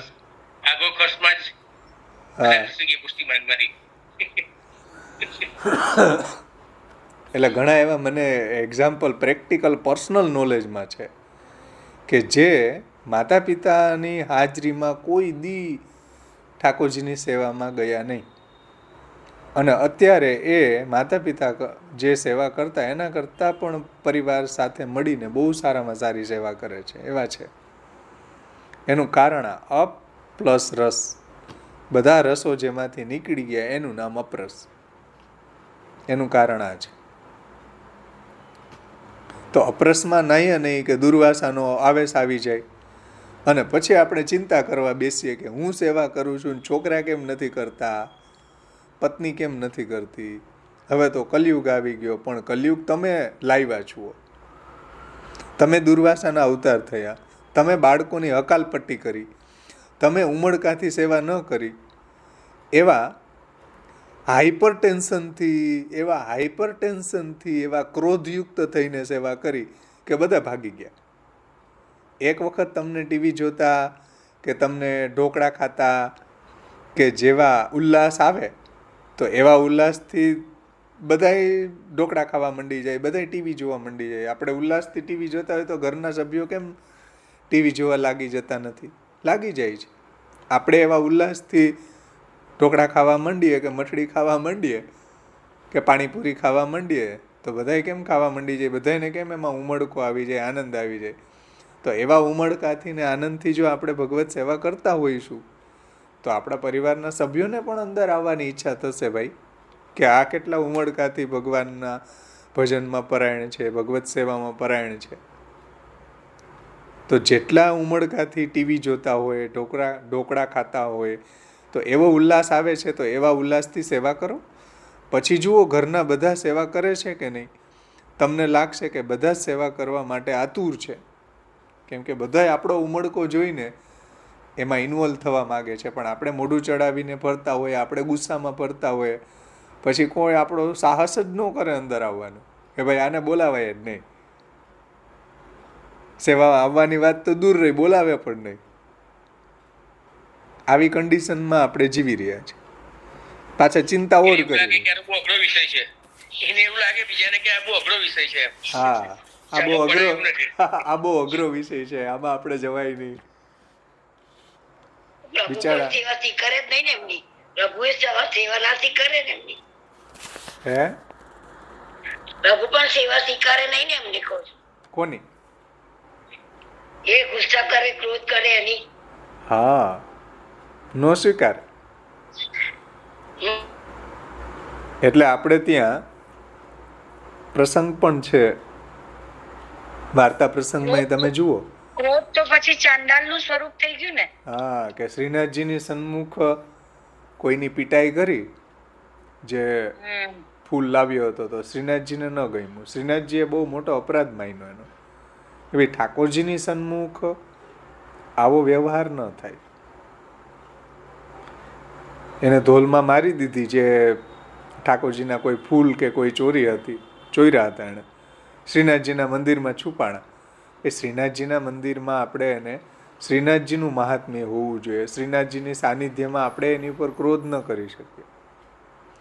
બહાર જઈને પછી ભલે જેમ કરીએ, પણ ઠાકોરજીની સન્મુખ તો કમસે કમ આપણે એવો ક્રોધ ન કરી શકીએ કે જેને કારણે બીજાને દુઃખ થાય, ઠાકોરજીને દુઃખ થાય. કેમ કે ઠાકોરજીનું મહાત્મ્ય ન જળવાય. ત્યાં તમે જુઓ બહુ અપરાધ મોટો માન્યો ઠાકોરજીએ. અપરાધ ઘણો બધો મોટો લાગેલો છે ત્યાં. જુઓ વાર્તામાં આવે કે શ્રીનાથજીની સન્મુખ પ્રભુનું મહાત્મ્ય ન જાળવીને છોકરાને લાફો માર્યો તો શ્રીનાથજીને ન ગમ્યું. એટલે આ બધી ઝીણી ઝીણી વાતો છે, આપણા જીવનમાં ઘણું બધું આપણને ઉપદેશ આપી જાય છે. સમજી ને, એક છોકરાની કોની વાર્તા છે ભાઈ? આગળ ટીકાકાર સમજાવે છે કે તમે સર્વસ્વનું સમર્પણ કર્યું છે તો પ્રભુ સર્વનો અંગીકાર કરશે, પણ તમે આત્મનિવેદનની ગરિમા જાળવો. તમે લીલાના ભાવથી આત્મનિવેદન કર્યું છે, લીલાના સિદ્ધાંત મુજબ આત્મનિવેદન કર્યું છે, ત્યારે એ લીલાનો ભાવ આપણા હૃદયમાં કેળવો, તમારા જીવનમાં કેળવો, તમારી બુદ્ધિમાં એ લીલાનો ભાવ કેળવો. અને એટલી આશ્વસ્થતા હોવી જોઈએ કે તમારા હૃદયમાં, આપણા હૃદયમાં એ રુજ્જુતા, એ કોમળતા હોવી જોઈએ કે જેટલી આત્મનિવેદન કરનાર ભક્તની હોય છે. તમારું મુખ એવું પ્રસન્ન હોવું જોઈએ કે પછી જુઓ બધાને તમારા સંગનો રંગ લાગે છે કે નહીં ઘરમાં. આપણું મુખ પ્રસન્ન હશે, સેવામાં આનંદિત હશું, તો ભાઈ પરિવારના કોઈ સભ્યોને આપણી નજીક આવવાની ઈચ્છા થશે. આપણે એવા ઉલ્લાસથી, ઉમળકાથી, આનંદપૂર્વક સેવા કરતા હશું તો આપણા પરિવારના કોઈ સભ્યોને પણ એમાં આવવાની ઈચ્છા થશે, એવું ટીકાકાર કહે છે. જુઓ, એવી આપણા હૃદયની રુજ્જુતા, એવી કોમળતા હોવી જોઈએ કે જેટલી આત્મનિવેદન કરનાર ભક્તની હોય છે. તમારું મુખ એવું પ્રસન્ન હોવું જોઈએ ભગવત સેવામાં કે પછી જુઓ બધાને તમારા સંગનો રંગ લાગશે કે નહીં. પણ જ્યારે આપણે લીલાના ભાવને કેળવતા નથી અને એવા કઠોર થઈને સેવા કરીએ છીએ, એવા આપણે જડાગ્રહી થઈને અપરસ, જ્યાં બધાય રસો નીકળી જાય ભક્તિના અને સેવાના, એવા થઈને સેવા કરીએ છીએ તો ખોટના ધંધામાં કોણ ભાગીદાર થશે ભાઈ? આ ખોટનો ધંધો કહેવાય. આવા ખોટના ધંધામાં કોણ ભાગીદાર થશે? બધાને થશે કે આ ઘડપણની ઘેલછા છે. તમારી સેવાને એ લોકો ઘડપણની ઘેલછા માનશે. સમજો, તમારી સેવાને ઘડપણની ઘેલછા નહીં, જીવન જીવવાની ઢબ બનાવો અને આત્મનિવેદનના લીલાના ભાવને સ્વીકારો. તમે કરેલા ગોટાળાને સુધારી લો. એ ભાવ કેળવો કે સર્વેશામ પ્રભુ સંબંધો ન પ્રત્યેકમિતિ સ્થિતિ. એની વ્યાખ્યા શ્રી ગુસાઈજી ખૂબ સુંદર સમજાવે છે કે સ્વાત્મના સહ યાવંતો નિવેદિતા તૈ સહૈવ સ્વસ્ય અંગીકારાત તેષામ સર્વેષામેવ પ્રભુ સંબંધો ન તુ પ્રાધાન્યાત સ્વસ્યૈવ ઇતિ તત્રોપયોગે સ્વસ્ય કા ચિંતા ન કાપી ઇત્યર્થ. તમે, એનો અર્થ એ રીતના થાય છે કે ભાઈ તમે એમ નહીં ધારી લેતા કે તમે કેવળ તમારી જાતનું જ નિવેદન કર્યું છે. તમે તમારી લાગતી વળગતી બધા જ પદાર્થનું નિવેદન કર્યું છે. ચેતનનું નિવેદન કર્યું છે ને અચેતનનું નિવેદન કર્યું છે. દરેક વસ્તુનું પ્રભુને નિવેદન કર્યું છે, જળ ચેતન બધાનું.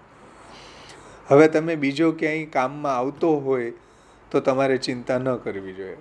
અને કોઈ વસ્તુ બીજે કામમાં આવતી હોય તોય તમારે ચિંતા ન કરવી હોય. કેમ કે જળ પદાર્થોને પરસ્પર વિનિયોગ તો થાય છે ને. ઘરનું નિવેદન કર્યું, ચાલો હવે ઘરની અંદર મહેમાન આવે તો મહેમાનમાં ઘરનો ઉપયોગ થયો કે નહીં? હવે તમે એમ કહો કે મારું નિવેદિત ઘર છે, એનો ઉપયોગ મહેમાનમાં કેમ થયો? આવું ચાલે? મેં પ્રભુને મારું ધન નિવેદન કર્યું છે, એનો ઉપયોગ છોકરાના લગ્નમાં કેમ થયો? એનો ઉપયોગ પત્નીમાં કેમ થયો? એટલે આ સમજાવવું પડે કે સર્વેશામ પ્રભુ સંબંધો ન પ્રત્યેકમ ઇતિ સ્થિતિ. જેમ જળ પદાર્થનો પરસ્પર વિનિયોગ થાય છે એમ ચેતનનો વિનિયોગ પરસ્પર થશે. એમ આપણો એનામાં વિનિયોગ થશે, એનો આપણામાં વિનિયોગ થશે. પત્ની પુત્રાદિકનો આપણામાં વિનિયોગ થશે, આપણો પત્ની પુત્રાદિકમાં વિનિયોગ થશે. એક બ્રોડ સેન્સને આ સમજવું પડશે. સંકુચિત વૃત્તિથી આ કોઈ દિવસ સમજમાં નહીં આવે આપણને. જે મહાપ્રભુજીનો આખો સેન્ટ્રલ મેસેજ નવરત્નનો છે, જે ગુસાઈજીએ વિસ્તારથી આ સમજાવ્યો છે, આ બહુ સમજવો જરૂરી છે. કેમ કે ઘણી બધી આપણે ગલત ફેમીમાં જીવી રહ્યા છીએ. તો જડ ચેતન દરેક વસ્તુનું પ્રભુને નિવેદન કર્યું છે. હવે તમે બીજે ક્યાંય કામમાં આવતા હોય તો પણ તમારે એની ચિંતા ન કરવી જોઈએ. અને કોઈ વસ્તુ બીજે કામમાં આવતી હોય તોય તમારે એની ચિંતા ન કરવી જોઈએ. તમારે તો એ આનંદ લેવાનો છે કે મેં નિવેદન કર્યું છે અને હું પ્રભુની વસ્તુના કામમાં આવી રહ્યો છું. આપણે એનો આનંદ લેવાનો છે કે ભાઈ મેં નિવેદન કર્યું છે અને હું પ્રભુની સેવામાં કામમાં આવી રહ્યો છું. તો આ રીતના એક બ્રોડ સેન્સમાં આને સમજવું જોઈએ. પુરુષોત્તમજીએ પણ આની જે વ્યાખ્યા છે એમાં બહુ સુંદર ભાગવતજીના શ્લોકથી આ વાતને સમજાવી છે. અહીંયા તમને એવું લાગતું હશે કે કઈ રીતે આને સમજવું, પણ હકીકતમાં ભાગવતજીના શ્લોકો ટાંકીને પુરુષોત્તમજી આ વાતને સમજાવી છે. જુઓ, પુરુષોત્તમજીની ટીકા જુઓ, પેજ નંબર 34 ઉપર પુરુષોત્તમજી આ વાત સમજાવે છે એકદમ પ્રમાણ સાથે. આપણે વચ્ચે થોડું હું એનું લઈ લઉં, કેમ કે અહીંયા એ ઓકેઝન છે, અહીંયા એ સંદર્ભ ચાલી રહ્યો છે, એટલા માટે कि अब यहाँ एक शंका यह होती है कि वैसे तो निवेदन द्वारा सभी की भगवदीता समान रूप से ही हो जाती है, तथापि भगवत सेवा में किसी का विशेष रूप से विनियोग दिखाई देता है. આમ તો આપણે બધું પ્રભુને સમર્પણ કરી દીધું છે અને બધાનો સંબંધ પ્રભુ સાથે સરખો થયો છે, તો પણ ભગવત સેવા में किसी का विशेष रूप से विनियोग दिखाई देता है. કોઈનો ભાઈ ભગવાનની સેવામાં વિશેષ રૂપે વિનિયોગ થતો હોય,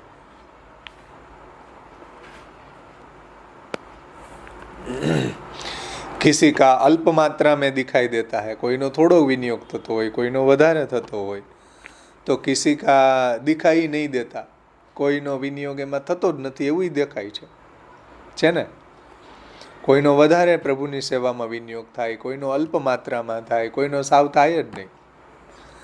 ऐसा क्यों होता है? पुरुषोत्तम जी કહે છે કે ભાઈ આવું કેમ? इसका कारण ज्ञात होने से चिंता तो होती ही है, अतः इस चिंता की निवृत्ति कैसे हो? तो इसकी निवृत्ति का प्रकार प्रभु चरणों मूल कारिका में आए स्थिति पद से समझाते हैं.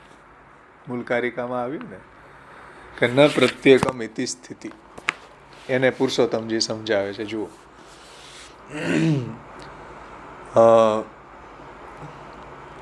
इस विवरण करते हुए इयम इत्यादि शब्दों से कहते हैं कि इस पंक्ति में उन्होंने इसका समाधान करते हुए यह कहा है कि यदि इस प्रकार भिन्नता दिखाई पड़ती हो तो इसमें मूल कारण पुष्टि ही है. આવી ભિન્નતા જોવા મળે કે ભાઈ કોઈ વિશેષ રીતે સેવા કરી શકે છે, કોઈ અલ્પ માત્રામાં કરી શકે છે, કોઈ કરી જ નથી શકતું. કેમ કે એમાં ભગવાનની પુષ્ટિ કામ કરે છે, એવું ગુસાઈજી કહે છે. પુરુષોત્તમજી એને સમજાવે છે કે મૂળ કારણ ભગવાન की पुष्टि है. यह विचार करके चिंता नहीं करनी चाहिए. આવા વિચાર દ્વારા ચિંતાને છોડવી જોઈએ કે ભાઈ આનો કેમ ઉપયોગ નથી થતો ને આનો કેમ નથી થતો ને. પ્રભુને જેની સેવા લેવી હશે, પ્રભુનો જેની ઉપર અનુગ્રહ હશે એ સેવા કરી શકશે, બધા નહીં કરી શકે, તમે એની ચિંતા નહીં કરો. કેમ કે પુષ્ટિના ઘણા બધા ભેદ હોય છે.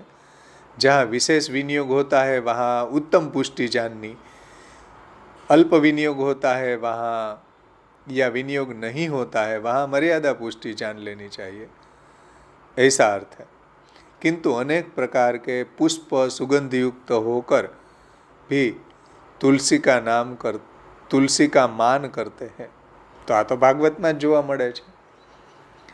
બીજા સ્કંધના 15મા અધ્યાયનો 19મો શ્લોક છે કે ભાઈ તુલસીજીની વનમાલા ધારણ કરનારા ભગવાન તુલસીજીનો અધિક આદર કરે છે બીજા બધા પુષ્પો કરતાં.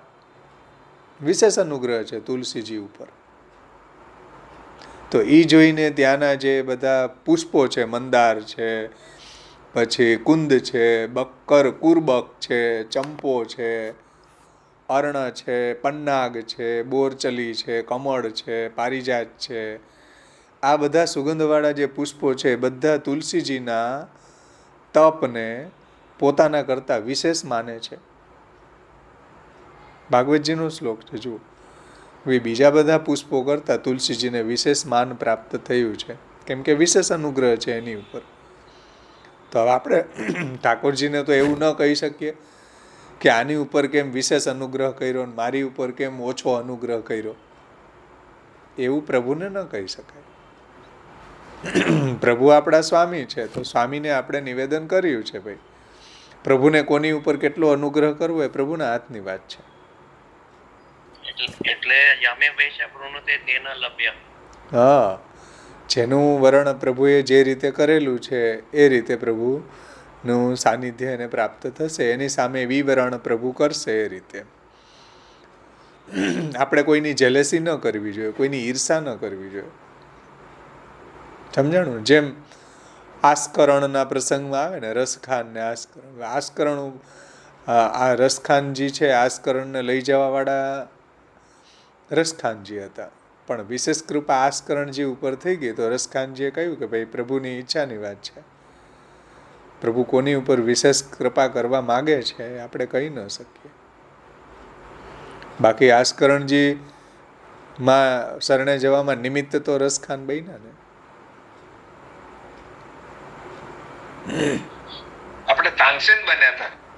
હા, તાનસેન, રસખાન નહીં, સોરી, તાનસેન હતા ને. તાનસેનજી. હા હા, તાનસેન ગયા ને. હા, સોરી, તાનસેન ગયા હતા કે ભાઈ આસ્કરણ કંઈક સમજે છે કે નહીં, રાગ રંગમાં કંઈ કીર્તનમાં સમજે છે કે નહીં. તાનસેન ત્યાં ગયા ને. રાજા આસ્કરણ ખરા ને. હા હા, રાજા આસ્કરણ અકબરના ખંડિયા રાજા હતા. બરાબર.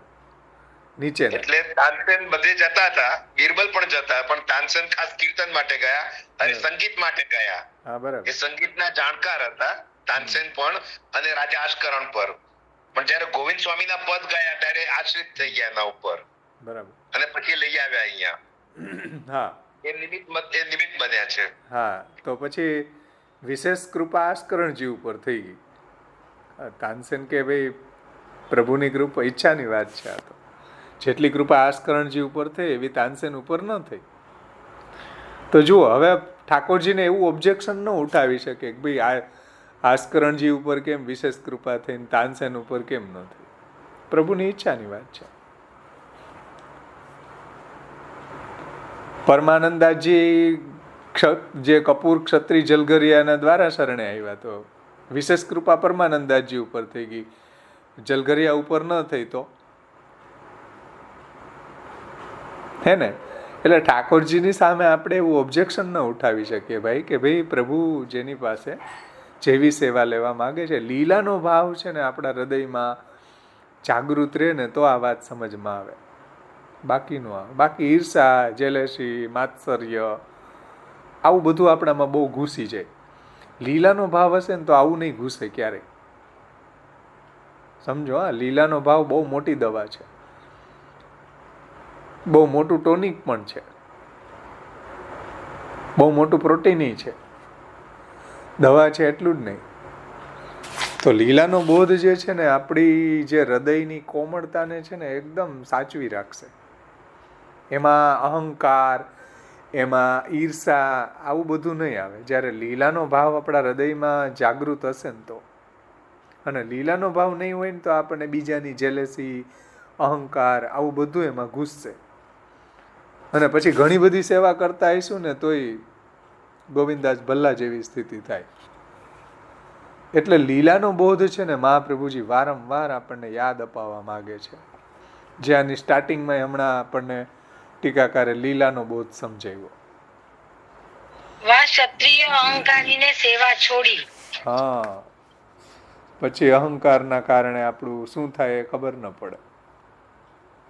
ગમે એવી ચિંતામાં તમે હોય, જુઓ એક વખત આવો હૃદયમાં ભાવ જાગી જાય કે ભાઈ પ્રભુને જેમ એની ઈચ્છા હશે ને એની કરવું હશે એમ કરશે. જીવતું સિદ્ધને ચિંતા કરે, કૃષ્ણને કરવું હોય તે કરે. એક એવો લીલાનો ભાવ આપણા હૃદયમાં પ્રગટ થઈને ગમે એવો માણસ ચિંતાતુર હોય ને બધી જ ચિંતા એની 1 સેકન્ડમાં ખતમ થઈ જાય, શાંતિથી સૂઈ જાય. એવું આ મોટી દવા છે અને ટોનિક પણ છે. લીલાનો બોધ જુઓ તમે, ગમે એવા ચિંતાઓને પ્રભુની લીલા છે, પ્રભુને જેમ કરવું હશે એમ કરશે. આપણે એને સમર્પણ કરી દીધું, આપણે પ્રભુના છીએ, આપણે પ્રભુના માં આત્મનિવેદન કરી દીધું. બસ આવો ભાવ હૃદયમાં જાગૃત થઈ જાય ને તો પણ આપણને બધું જ ચિંતાની બદલે ચિંતન થવા લાગે. તો પુરુષોત્તમજી શું કહે છે જુઓ કે ભાઈ એ આ વાતને સમજાવવા માટે તૃતીય સ્કંદના, ભાઈ મારાથી બીજો સ્કંદ બોલાઈ ગયો છે, તૃતીય સ્કંદના 15મા અધ્યાયનો 19મો શ્લોક છે. તુલસીજીનું માન બીજા બધા પુષ્પો કરતાં વધારે છે. તો આ વાક્યથી એ અહીંયા સમજમાં આવે છે કે ભાઈ કોઈ ઉપર વિશેષ અનુગ્રહ હોય છે તો એની જેલેસી ન કરવી જોઈએ, એનું દાસ્ય કરવું જોઈએ. કોઈ ઉપર વિશેષ અનુગ્રહ હોય એનું દાસ્ય કરવું જોઈએ. જેવી રીતના ગોપીજનો છે તો વેણુગીતની અંદર આવે કે ભાઈ અમારા કરતાં તો ધરણીઓ ને ધન્ય છે. ધન્યાસ્તુ મૂઢમતયોપી હરિણ્યયતા યા નંદ નંદન મુપાત વિચિત્ર વેશમ આ કર્ણે વેણુ રણિતમ સહ કૃષ્ણ સારા પૂજામ દધુર વિરચિતામ પ્રણયાવલોક. જેલેસી નથી થઈ હરણીઓની કે અમારા કરતાં વધારે એ પ્રભુની નિકટ ચાલી ગઈ છે. એમ કહ્યું ધન્યાસ્તુ મૂઢમત, ભલે મૂઢમતી વાળી હોય પણ આપણા કરતાં એ વધારે ધન્ય છે. જેલેસી નથી, આ લીલાનો ભાવ છે. જુઓ, જ્યાં નંદ નંદન મુપાત વિચિત્ર વેશ, ઠાકોરજીના આવા સુંદર કમનીય વેશને નિહાળે છે. કૃપાવલોકન, ભગવાનની પાછા એવા કૃપાવલોકન કરે છે. ધન્ય છે હરણીઓ, ધન્ય છે. આવો ભાવ નીકળે આપણા હૃદયમાંથી તો ઠાકોરજીને એમ થાય કે ચાલો આની ઉપર એ કંઈક વિશેષ કૃપા કરું. આપણને ઈર્ષા થાય, અહંકાર થાય, ઠાકોરજીને એમ કરી થોડીક હોય તો એ પાછી ખેંચી લે. તો લીલાનો ભાવ છે ને બહુ જરૂરી છે, બહુ બધી જગ્યાએ આ માર્ગની અંદર.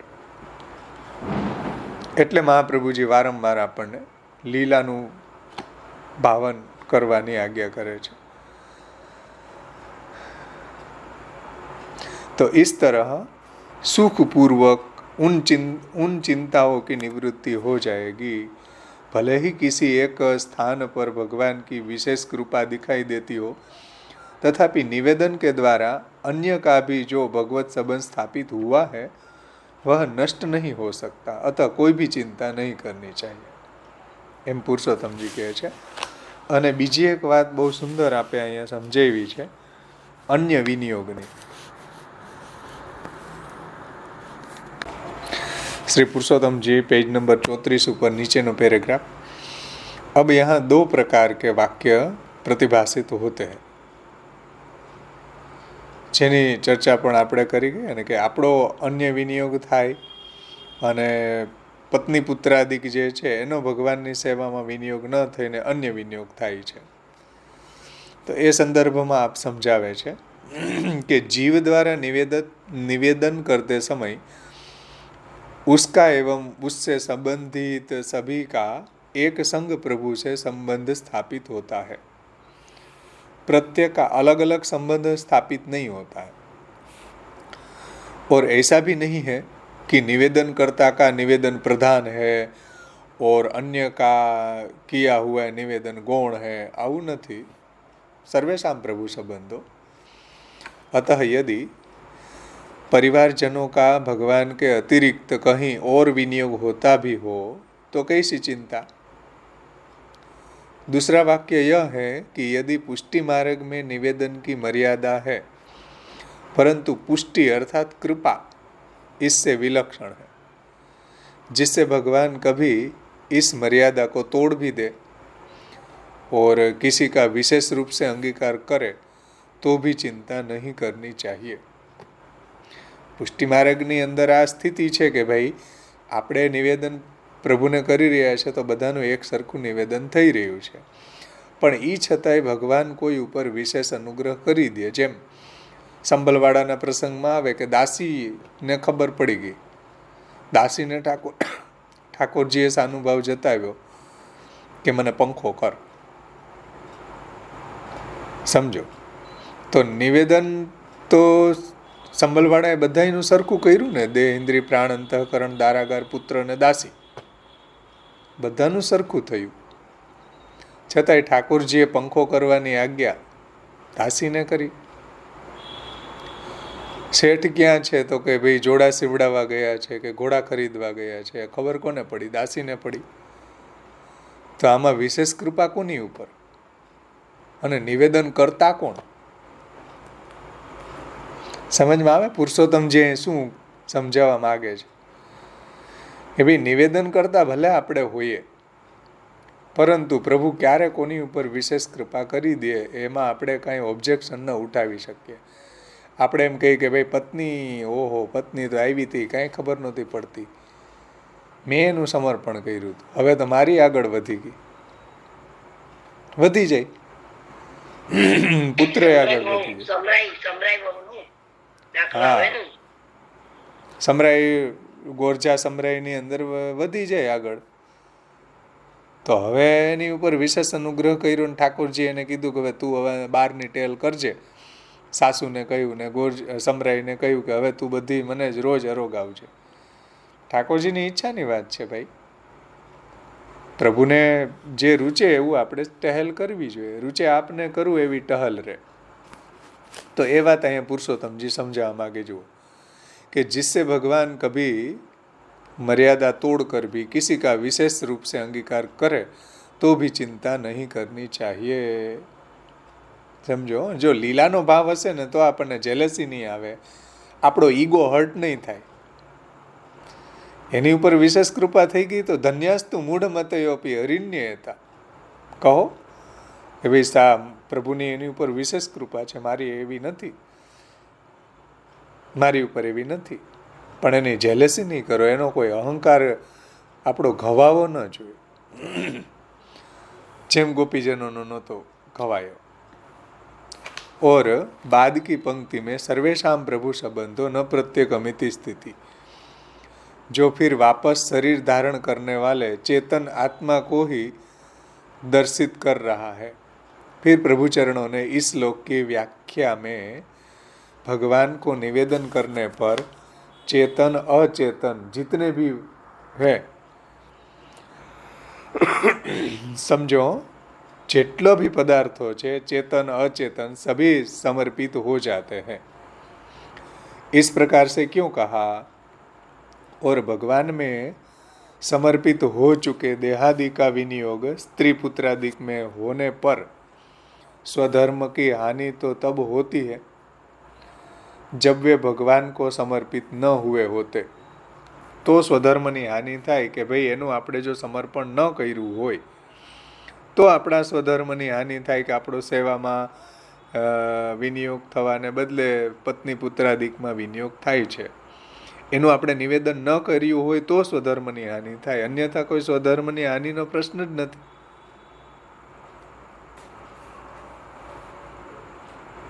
परंतु समर्पित हो चुके स्त्री पुत्रादिक में यदि स्वयं का विनियोग होता हो तो समस्त निवेदित वस्तुओं को भगवान को समर्पण कर दी समस्त कार्य करने चाहिए.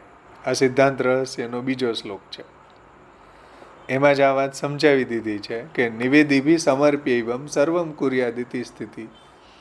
જેનું આપણે નિવેદન કર્યું છે એનું ભગવાનને સમર્પણ કરી દેવું જોઈએ, પછી બધા કાર્યો કરવા જોઈએ. તો इस वाक्य के द्वारा निवेदितों को सभी कुछ समर्पण करना कहा गया है और वह समर्पण परस्पर एक दूसरे के विनियोग द्वारा ही संभव है. તો આ જે સમર્પણ છે પરસ્પર એકબીજાનો વિનિયોગ થાય તો જ થાય ને. જેમ તમે સેવા કરતા હોય ને પત્ની તમારા કપડાં ધોતી હોય કે પત્ની તમને જલ ગરમ કરી દેતી હોય તો પરસ્પર વિનિયોગ તો થયો ને, ત્યારે એક આખું સેવાનું સ્ટ્રક્ચર બન્યું. કે પત્ની ભાઈ તમારી બધી જ ટહેલ કરે છે, તમારા કપડાં ધોઈ દે છે, તમારું રસોઈ બનાવી દે છે, ત્યારે એક આખો સેવાનો માહોલ ઊભો થાય ને. એક વ્યક્તિ જે છે એ બધું કેવી રીતના કરી શકશે? તો એ વાત અહીંયા સમજાવે છે કે ભાઈ પરસ્પર વિનિયોગ થશે જ, એકબીજાનો પરસ્પર વિનિયોગ થશે. સમજમાં આવ્યું ને? તો પછી તમે એમ કહેશો કે ઓહો, હું તો મારો સેવામાં જ વિનિયોગ થવો જોઈએ, પત્નીમાં વિનિયોગ ન થવો જોઈએ. તો પછી પત્ની કહે છે કે હવે અમે લૌકિકમાં જ અમારો વિનિયોગ કરશું, અમે તમારા કપડાં શા માટે ધોઈએ, અમે તમારા ઘરની સાફ સફાઈ શા માટે રાખીએ? એ કહી શકશે ને? આવું થોડી ચાલે. ગૃહસ્થાશ્રમ ચાલે આવો?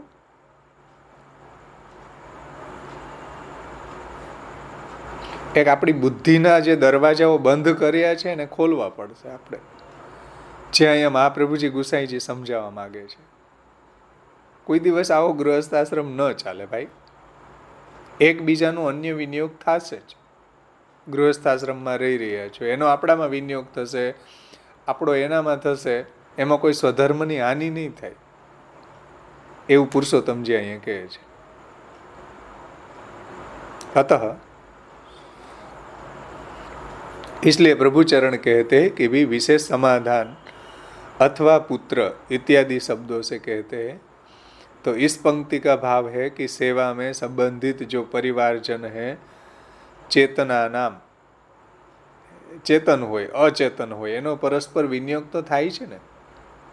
આપણી ગાડી હોય તો એ જે ઘરના લોકો પણ ચલાવે છે, એનો વિનિયોગ આપણામાં થઈ રહ્યો છે. જળ પદાર્થનો પરસ્પર વિનિયોગ થઈ રહ્યો છે. આપણો જે બેસવાનો પલંગ છે એની ઉપર બીજા લોકો બેસી રહ્યા છે કે નહીં? તો જળ પદાર્થનો અન્ય વિનિયોગ થાય, એમાં ચિંતા થાય આપણને કે મારા પલંગ ઉપર કેમ આ બેસી ગયા બધા, મેં નિવેદન કર્યું છે આ પલંગનું, એનો અન્ય વિનિયોગ થવો જ ન જોઈએ.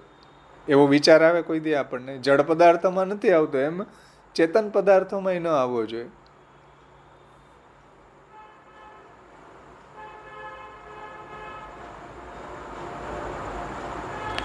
इसलिए उनकी निवेदित पदार्थों से अतिरिक्त विषयों में संसर्ग हो जाने पर हमें जो चिंता होती है उसकी निवृत्ति के लिए यह उपदेश दिया गया.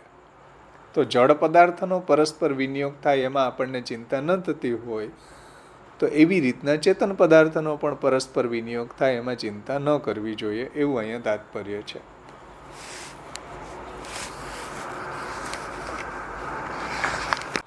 પુરુષોત્તમજી આ શ્લોકમાં નહીં, એની આગળના શ્લોકમાં 2-3 એવા શાસ્ત્રના વાક્યો ટાંકે છે.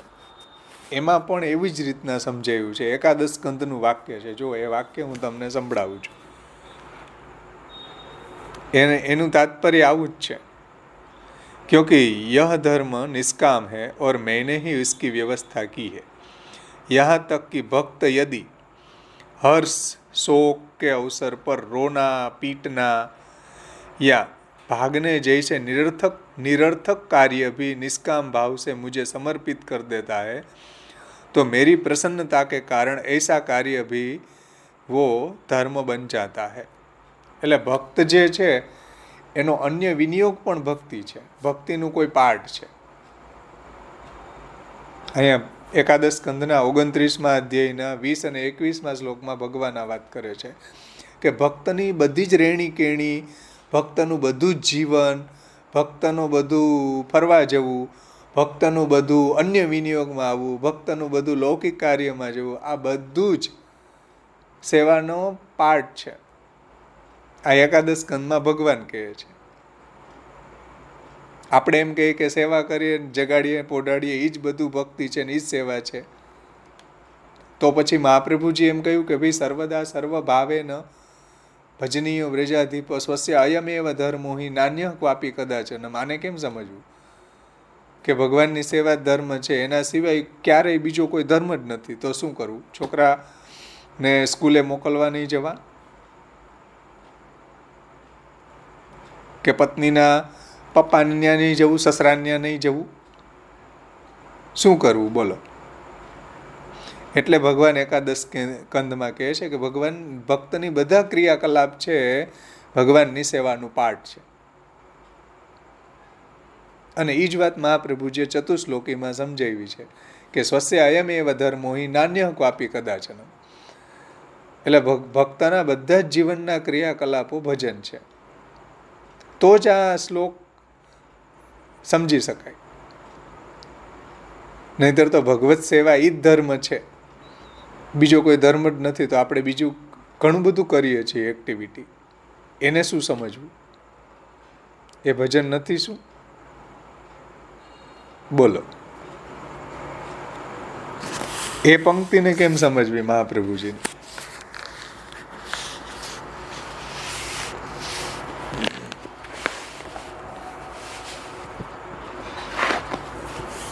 એટલે ભક્તનું બધું જ જીવન ભગવત સેવાનું પાઠ છે. એટલે ભાવેશભાઈ, આપણે જે બી પ્રવૃત્તિ કરીએ છીએ ભગવાનને કેન્દ્રમાં રાખીને એની આજુબાજુ એમનું સન્નિધાન સમજીને કરીએ તો એ સમર્પણાત્મિક ભક્તિ કહેવાશે ને. એવું મહાપ્રભુજીનો તો અભિગમ એવો જ છે.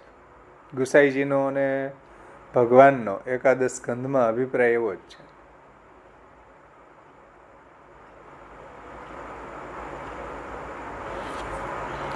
આપણે એને સાઈડ એક્ટિવિટી માનીએ છીએ એવું નથી. એ પણ એક સેવાનું ભજનનું પાઠ છે જીવવા માટે. લૌકિકની અંદર માનો કે કોઈ જઈ રહ્યા છે તો મહાપ્રભુજીએ કહ્યું છે કે ભાઈ લૌકિકત્વમ વૈદિકત્વમ કાપટ્યતે સુનાન્યતા. આપણે ચલો એમાં આસક્તિ ન રાખીએ, પરંતુ લોકની અંદર રહી રહ્યા છીએ તો કંઈક તો એવી રિસ્પોન્સિબિલિટી હશે આપણી, છે ને, જેને આપણે ઇનકારી નથી શકતા. પણ એની ચિંતા ન કરો, કેમ કે એ પણ એક ભજનની અંતર્ગત આવતો એક પાર્ટ છે. કેમ કે ભક્તિનો એવો મોટો હોલ છે કે એમાં બધી સીટો એલાવ છે. એમાં છોકરાઓની પરવરિશની સીટ એલાવ છે, એમાં ગૃહસ્થાશ્રમની સીટ એલાવ છે, એમાં મહેમાનોની આગતા સ્વાગતાની સીટ એલાવ છે, એમાં પ્રજા ઉત્પન્ન કરવાની સીટ એલાવ છે. એમાં કોઈ એવી નથી કે જે એમાં એલાવ ન હોય. એવો મોટો આ ભક્તિનો હોલ છે. ખેર, બીજા કોઈને કંઈ પ્રશ્ન હોય તો પૂછો, નહીંતર આપણે આગળ એક પેરેગ્રાફ લઈ લઉં. અને પ્રશ્ન હોય તો હવે આપણે અહીંયા છે કોઈને પ્રશ્ન? સમજમાં આવે છે કેટલું આ સંકુચિત માઇન્ડથી આપણે જે જીવી રહ્યા છીએ ને એવું નથી ભક્તિ માર્ગ. ભાવેશભાઈ, મારે એક પ્રશ્ન છે. બોલો. કે આપણે વહુ હોય બીજા ધર્મમાંથી આવેલ, બીજા ધર્મ એટલે દત્તાત્રેય ભગવાનને માનતી હોય, આપણા ઘરે આવી બ્રહ્મસંબંધ લેવડાવ્યો, એ ક્યારેક ક્યારેક સેવામાં પણ નારાજ નથી હોતી, ખુશી હોય છે. પણ મેં જોયું કે એ લોકો એની ગાયત્ર 40 એવું કંઈક કહે છે, દત્તાત્રેય 40 એવું કંઈક બોલે, પછી ગુરુવાર કરે, કંઠી પહેરે, બધું કરે, અષ્ટક કરે, બધું પાઠ કરે, બધું કરે. તો એને શું માનવું આપણે?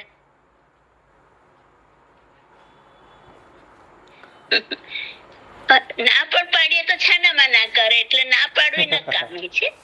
પણ બે બાજુ રાખે છે, એમ કીધું આપણે એને કન્વર્ટ કરીને એટલે આપણે એને કન્વર્ટ કરી છે એટલે થવાનું જ છે ને. આપણે એને રુચિ નથી તોય આપણે એને કન્વર્ટ કરી માર્ગમાં. અમે કર્યું ત્યારે અમને કીધું વૈષ્ણવ, એ કહેવાય વૈષ્ણવ, પણ આવી રીતે બધામાં માનતા હોય એવા એ લોકો હોય. એટલે આટલું બધું આપણે જોયું પણ ના હોય. હા, તો આપણે એને બળજબરીથી કંઠી ના આપી શકીએ. આપણે એને બળજબરીથી કીધું, પછી અમને ખબર પડી કે આ તો આનાથી બધું કરે છે, છૂટતું નથી. એટલે આપણે એને ના ન પાડી શકીએ. એની જે ધર્મમાં રુચિ છે, એને જેમાં ધર્મમાં રુચિ છે એને છાનામાના નહીં, એને ઓપન કરવું જોઈએ. ધર્મની ભજનની બાબતમાં ભાઈ કેમ છાનામાના કરવાની જરૂર પડી? ના પાડીએ તો પાછળથી કરે તો શું ખબર પડે આપણને? ના પાડતી નથી, ભગવાન ઉપર છોડી દીધું છે. કોઈના અંદર ઘૂસી નતા આપણે નીકળેલા નથી. એટલે જે ધર્મની બાબતમાં બધા સ્વતંત્ર છે. કોઈને એટલે આપણે આવામાં બળજબરીથી ન સેવામાં કરીએ. હોય સ્વતંત્ર હોય છે, પણ હું ન બોલું એને. ક્યારેક મેં સામેથી નથી કીધું, ખાલી મેવાનું ને એવું સિદ્ધ કરવાનું હોય તો કરે, એમાં નાઈ નથી પાડતી. અને બધું આપણું કરે ને એનું રાખે છે, એવું છે. બધાને થોડું ભજનની અધિક છે. ધર્મની બાબતમાં સ્વતંત્ર જીવવાનો અધિકાર છે. ઓફકોર્સ, હા, એમાં છો બરાબર. મારા એક મિત્ર એવું કોઈ હતા, ખોટ એને હમ. એની પત્ની છે દેવીની ભક્ત હતી. તમારું મ્યુટ હમ. કરો ને પહેલા. હા, પછી ઘણી વખત એના ઝઘડા થતા ઘરની અંદર. ભાઈ વૈષ્ણવ ઓલી નોરતારીએ 9 દી ઉપવાસ કરે, પ્યોરલી દેવીની ભક્ત, એકદમ ગ્રેટ દેવીની ભક્ત. હું તો કહું એની નિષ્ઠા જે દેવીમાં હતી એવી આ ભાઈને, મારા મિત્રને એવી નહોતી વૈષ્ણવ ભક્તિ માર્ગમાં. પછી એક વખત, ઘણી વખત અમારે ચર્ચા થઈ કે ભાઈ જીવવું જ છે જો સાથે, તો બંને કોમ્પ્રોમાઇઝ કરવું પડે, એના વગર જીવન ચાલે નહીં. તમે તમારી રીતે જીવો, એને એની રીતે જીવવા દો, અને મહાપ્રભુજીના ગ્રંથ સમજો પહેલાં તમે. એ એના ધર્મમાં નિષ્ઠ છે, આપણે આપણા ધર્મમાં નિષ્ઠ થવું જોઈએ, લીલાનો ભાવ રાખવો જોઈએ. ભાઈ ધીરે ધીરે કરતાં આ બધા ઝઘડાઓ ઓછા થયા, એને એની રીતે જીવવામાં એ સ્વતંત્ર થઈ. હવે એ ડિસ્ટર્બ નથી કરતા. એ બજારમાં જાય તો ઠાકોરજી માટે સારું વસ્ત્ર લઈ આવે, અને એનો ઘરવાળો જે છે એ બજારમાં જઈને એની પાસે પૂજાપો મંગાવે દેવીનો, તો એનો ઘરવાળો એ પૂજાપો લઈ આવી દે. હતો અન્ય વિનિયોગ એપી ચિંતા કા સ્વસ્ય સો પીછે. ભાઈ પરસ્પર વિનિયોગ થવાનો જ છે. હા, એને ઘરે બહાર જાય તો એની માતાજી માટે મંગાવે તો પતિએ લઈ આવવાનું હોય છે. પછી એવું કે ઈગો રાખે કે ના, હું તો વૈષ્ણવ, હું કાંઈ દેવી માટે થોડો લઈ આવું. એ દેવી માટે લેવાનું નથી, પત્ની માટે લેવાનું છે. તો પછી તમારી પત્ની એમ કે છે કે હું તો દેવીની ભક્ત, હું કાંઈ તમારા ઠાકોરજી માટે થોડું વસ્ત્ર લઈ આવું. હા છે કે નહીં? આ બેયનું કમ્યુનિકેશન કેમ કરવું? આ બેયને શાંત કેમ જીવાડવા? પણ જો મહાપ્રભુજી સાથે હશે ને, મહાપ્રભુજીના ગ્રંથો સાથે હશે ને, તોય બેય શાંતિથી જીવી શકશે. ભલે દેવીની ભક્ત રહીને, આ ભલે કૃષ્ણનો ભક્ત રહ્યો. ના, એટલે મારું એ પૂછવું, પછી આપણે એને સેવામાં લેવાય એમ પૂછું છું, બસ. ખાલી કઈ એને કરવું હોય, પવિત્ર કરવા હોય તો લઈ શકાય. આપણે સુખી એ સેવામાં તમારી પરિચર્યા કરી શકે, ઠાકોરજીની નહીં. કરી છે. અચ્છા, ઓકે, સમજી ગઈ. એને જે રીતે સેવા, એને જે રીતે ગમતું હોય ધર્મનું આચરણ, એ રીતે એને કરવા દેવાય. બરાબર છે. એને એના ધર્મમાં ઓકે છે, આપણે આપણા ધર્મમાં ઓકે છીએ. એમાં મેં તમને એટલે જ આ એક્ઝામ્પલ આપ્યું. કરે ક્યારેક કશું કરે નહીં હા, આપણને. તો આપણે એને બળજબરી ન કરી શકીએ સેવાની બાબતમાં. એની રીતે દેવીની ભક્ત હોય તો આનંદથી ભલે એના પાઠ કરે, નોરતારીએ, ઉપવાસ કરે, સારી વાત ના, છે. દેવી નથી, દત્તાત્રેય ભગવાન હા ભાઈ, જેની હોય ને યાર. હવે તમે ઉપલક્ષણ વિધિથી હું કહું છું, સમજી જાવ ને. અચ્છા, ના, સારો પ્રશ્ન કર્યો. પ્રશ્ન કોઈ દિવસ ખોટો ન હોય. બધાને ધર્મની બાબતમાં સ્વાતંત્ર્ય હોવું જોઈએ. પોતાને જ્યાં બી રુચિ છે, જ્યાંનો બી જીવ છે, એ એવું કરીને જ રહેશે. મર્યાદાનો જીવ હશે તો મર્યાદા માર્ગનું જ અનુસરણ કરશે. તમે એને ના પાડશો તોય છાનું મુના એ દેવીની ઉપાસના કરશે કે દત્તાત્રેયજીની ઉપાસના કરશે. હું તો કોઈને શા માટે છાનું માનું કરવું પડે? ઓપન કરો. શા માટે છુપાઈને એને કરવું પડે? એને આપણે છૂટ આપવી જોઈએ. એને આપણે ભક્તિ માર્ગમાં ઇન્વોલ્વ ન કરવા જોઈએ. જેને જેમાં રુચિ હોય એમાં એ ભજન કરવાની છૂટ આપે મહાપ્રભુજી. જેને જેમાં શ્રદ્ધા હોય એના માટે એ દેવી દેવતા મોટા છે. જે પુરુષોત્તમ જોશીને મહાપ્રભુજી એ જ વાત સમજાવી. ભાઈ, કર્મ માર્ગ બળો કે જ્ઞાન માર્ગ બળો, જેને જેમાં શ્રદ્ધા હોય એ માર્ગ એના માટે મોટો. કોઈને દેવીમાં શ્રદ્ધા હોય તો એના માટે દેવી મોટા છે. દેવી ભાગવતમાં એ જ કીધું છે. કોઈને શિવજીમાં આસક્તિ હોય તો એના માટે શિવજી મોટા છે, કેમ કે પાશુપતમાં એ જ કીધું છે. કોઈને કૃષ્ણમાં આસક્તિ હોય તો એના માટે કૃષ્ણ પરબ્રહ્મ છે, જે ભાગવત કહે છે. એટલે વરણ નક્કી થયેલું જ છે એનો અર્થ, પુષ્ટિ પ્રવાહ મર્યાદા હા, પ્રમાણે. જેનું જેવું વરણ હશે એવું જ જે રીતે કરશે. નિયુજ્ય. પ્રવાહે પી સમાગત્ય પુષ્ટિસ્તસ્તે ન યુજ્યતે સોપી તૈસ્તત્કુલે જાતા કર્મણા જાયતે હતા. પુષ્ટિકુળની અંદર કોઈ પ્રવાહી જીવ જન્મશે તો એ કોઈ દી ભજન નહીં કરે, એ સંસારમાં જ આસક્ત રહેશે. ને પ્રવાહી કુળમાં પણ જો કોઈ પુષ્ટિ જીવ જન્મી જાય તો એ ભક્તિ જ કરશે. ગમે એવી કન્ડિશન હશે ને ભક્તિ કરીને જ રહેશે. પ્રહલાદજી વગેરેના દાખલા લઈ. હા, પ્રહલાદજી છે, ઘણા એવા હરિદાસ ભગવદીઓના દીદીજી. પ્રસંગ તમે જુઓ તો વરણ જે પ્રભુએ કરેલું છે, એટલે મહાપ્રભુજી કહે છે ભાઈ લીલાનો બોધ જાગૃત રાખો. આ ભગવાનની લીલા છે, ભગવાનની વરણ લીલા છે, એમાં તમે કોણ ઓબ્જેક્શન ઉઠાવવા વાળા? ભગવાને એનું વરણ એવું કર્યું તો તમે કોણ સુધારીને જશો એને? આપણું સામર્થ્ય છે કોઈને સુધારવાનું? ઇવન મહાપ્રભુજી નથી કોઈને સુધાર્યા. કોઈ પ્રવાહી જીવમાંથી પુષ્ટિજીવ બનાવ્યા નથી કોઈએ મહાપ્રભુજીને. જેનું જેવું વરણ હતું એને એ રીતના ગાઈડલાઈન આપી. જેનું મર્યાદામાં વરણ હતું એને મર્યાદા માર્ગનો ઉપદેશ કર્યો. જેનું પુષ્ટિમાં વરણ હતું એને મહાપ્રભુજીએ પુષ્ટિનો ઉપદેશ આપ્યો. જેનું કર્મ માર્ગમાં વરણ હતું એને કર્મ માર્ગ સમજાવ્યો. જેનું જ્ઞાન માર્ગમાં વરણ હતું એને જ્ઞાન માર્ગ સમજાવ્યો. મહાપ્રભુજીએ કોઈ દિવસ સાહસ નથી કર્યું આધુનિક મહારાજોની જેમ કે પ્રવાહી જીવોને બ્રહ્મ સંબંધ આપીને પુષ્ટિ માર્ગમાં કન્વર્ટ કરવા. આવું મહાપ્રભુજીએ સાહસ નથી કર્યું જે આધુનિક મહારાજો સાહસ કરે છે. જે ભગવાનનું વરણ હતું એમાં કેટલો લીલા બોધ જાગૃત છે મહાપ્રભુજીનો. હા બોલો નિલેશભાઈ. હા ભાવેશભાઈ, આ બેનનો જે પ્રોબ્લેમ જે છે ને, તો જે ગોપીનાથજી અને શ્રી હરિરાય મહાપ્રભુજીનું જે વચન છે કે સ્વીયાન ભક્તાન પ્રદર્શયે, તો હવે જે અન્ય દેવી દેવતાનો ભક્ત હોય ને કૃષ્ણનો ભક્ત ન હોય તો પછી આ પ્રોબ્લેમ આવશે. હા, તો આપણે ન કરાવવા જોઈએ. સ્યો મોટો સામે ચાલીને ન કરાવવા જોઈએ.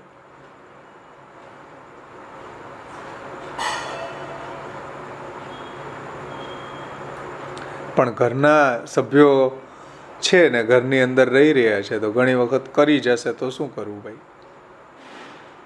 આપણે તો નથી કરાવ્યા ને. હું એ જ આશા રાખું છું કદાચ ઠાકોરજીની કૃપાથી આમાં આવી પણ જાય, એમ કે ક્યારે કોનો બદલી જાય ખબર ન પડે ને.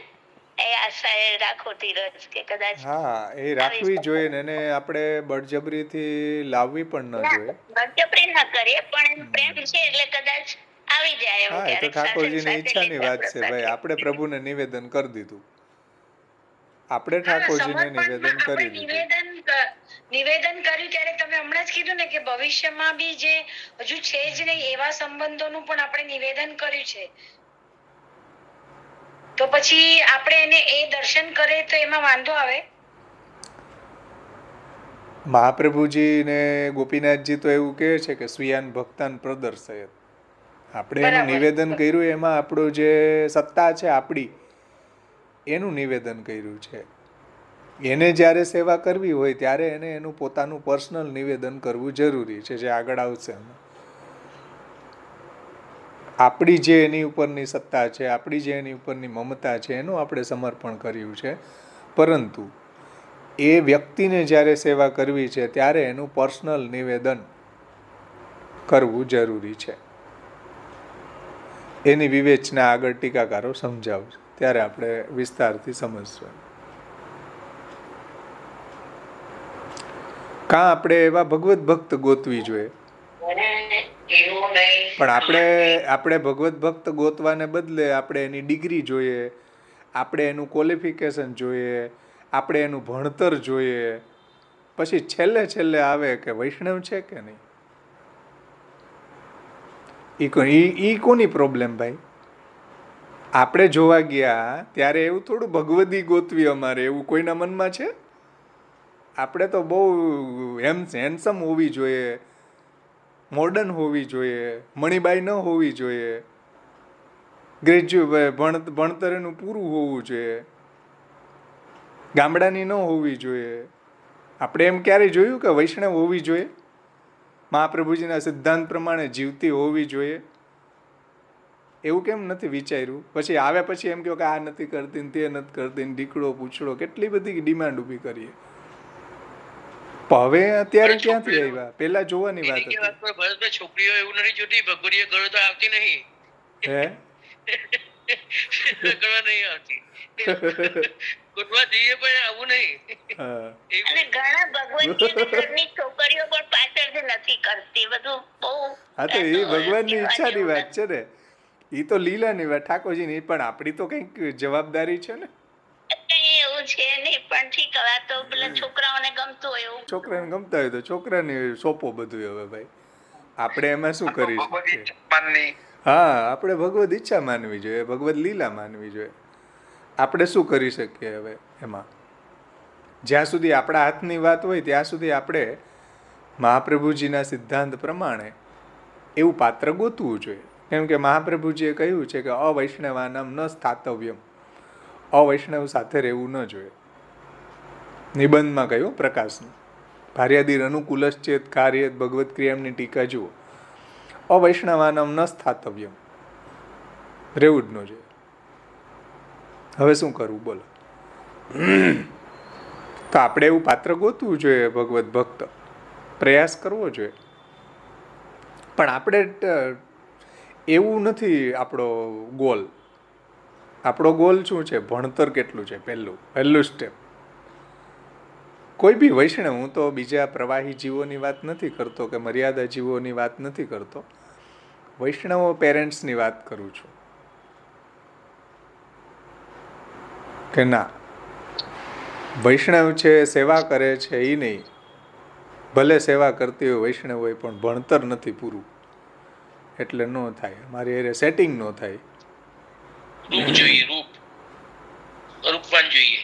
હા, અને ઇવન સાયન્સના વિષયો હોય અને આ એન્જિનિયરિંગમાં હોય તોય મેળે ન આવે. બોલો, આ બેના છેડા આંબવા કેમ? ભાઈ ભક્ત છે, મહાપ્રભુજીના સિદ્ધાંત પ્રમાણે સેવા કરે છે, પર્યાપ્ત છે એટલું. જેમ પદ્મનાભદાસજીએ કહ્યું કે બે દીકરી માટે જોઈએ છીએ મૂર્તિઓ, કોઈ વૈષ્ણવે કહ્યું કે મહાપ્રભુજીનો સેવક છે.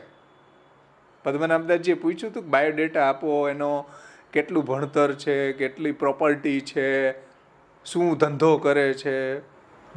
પદ્મ વાર્તામાં જુઓ, કોઈ પૂછ્યું નથી. મહાપ્રભુજીનો સેવક છે, દીકરી આપી, એ જ એને તિલક કરી દીધું. અને પછી કે છે ના હોય તો મારા અંગૂઠા કાપી નાખો, એટલે જેને સંબંધ ના પછી ખબર પડી કે આ આપણી કાસ્ટ નથી ભાઈ. કનોજિયા બ્રાહ્મણ હતો. હા, કનોજિયા હતા, સનોઢિયા હતા. વાત આટલી જ પ્રોબ્લેમ હતી. બોલો, એટલે આ બધા પાસાઓનો વિચાર આપણે કરવો જોઈએ. જો આપણો ભક્તિનો ઈગો હોય તો, જો આપણો સમર્પણની ભાવના આપણા હૃદયમાં હોય તો આપણે પછી બીજું બધું આપણે ગૌણ કરવું જોઈએ, ભક્તિને મુખ્ય રાખવી જોઈએ. આ બધા વાર્તા પ્રસંગમાંથી આ શીખવાનું છે. પણ આપણે એ નથી જોતા એનું કેટલું ભણતર છે, કેટલી પ્રોપર્ટી છે, આવું બધું જોઈને આપણે લગ્ન કરીએ છીએ, પછી રડીએ આવી જાય પછી. તો આવી પ્રોબ્લેમ બધી આપણી છે. એમાં હવે મહાપ્રભુજી શું કરે ભાઈ? બોલો. ચલો, અહીંયા સુધી આપણે રાખીએ. કોઈનો કંઈ પ્રશ્ન ન હોય તો સમાપન કરીએ. આપણો સમય થઈ ગયો છે. સમજમાં આવે છે ને શ્લોક? હજી ઘણું બધું બાકી છે આમાં, ટીકા હજી બાકી છે, હજી આગળ લેશું આપણે આવતે વખતે. પણ સર્વેશામ પ્રભુ સંબંધો ન પ્રત્યેકમ ઇતિ સ્થિતિ અતોન્ય વિનિયોગે પી ચિંતા કા સ્વસ્ય સોપી ચેત. એનું આપણે અવગાહન કર્યું થોડું મહાપ્રભુજીની કૃપાથી. પણ આપણા જીવનમાં બદલાવ કરવો બહુ જરૂરી છે જો આપણા પરિવારની અંદર ભક્તિને જીવવી હોય તો.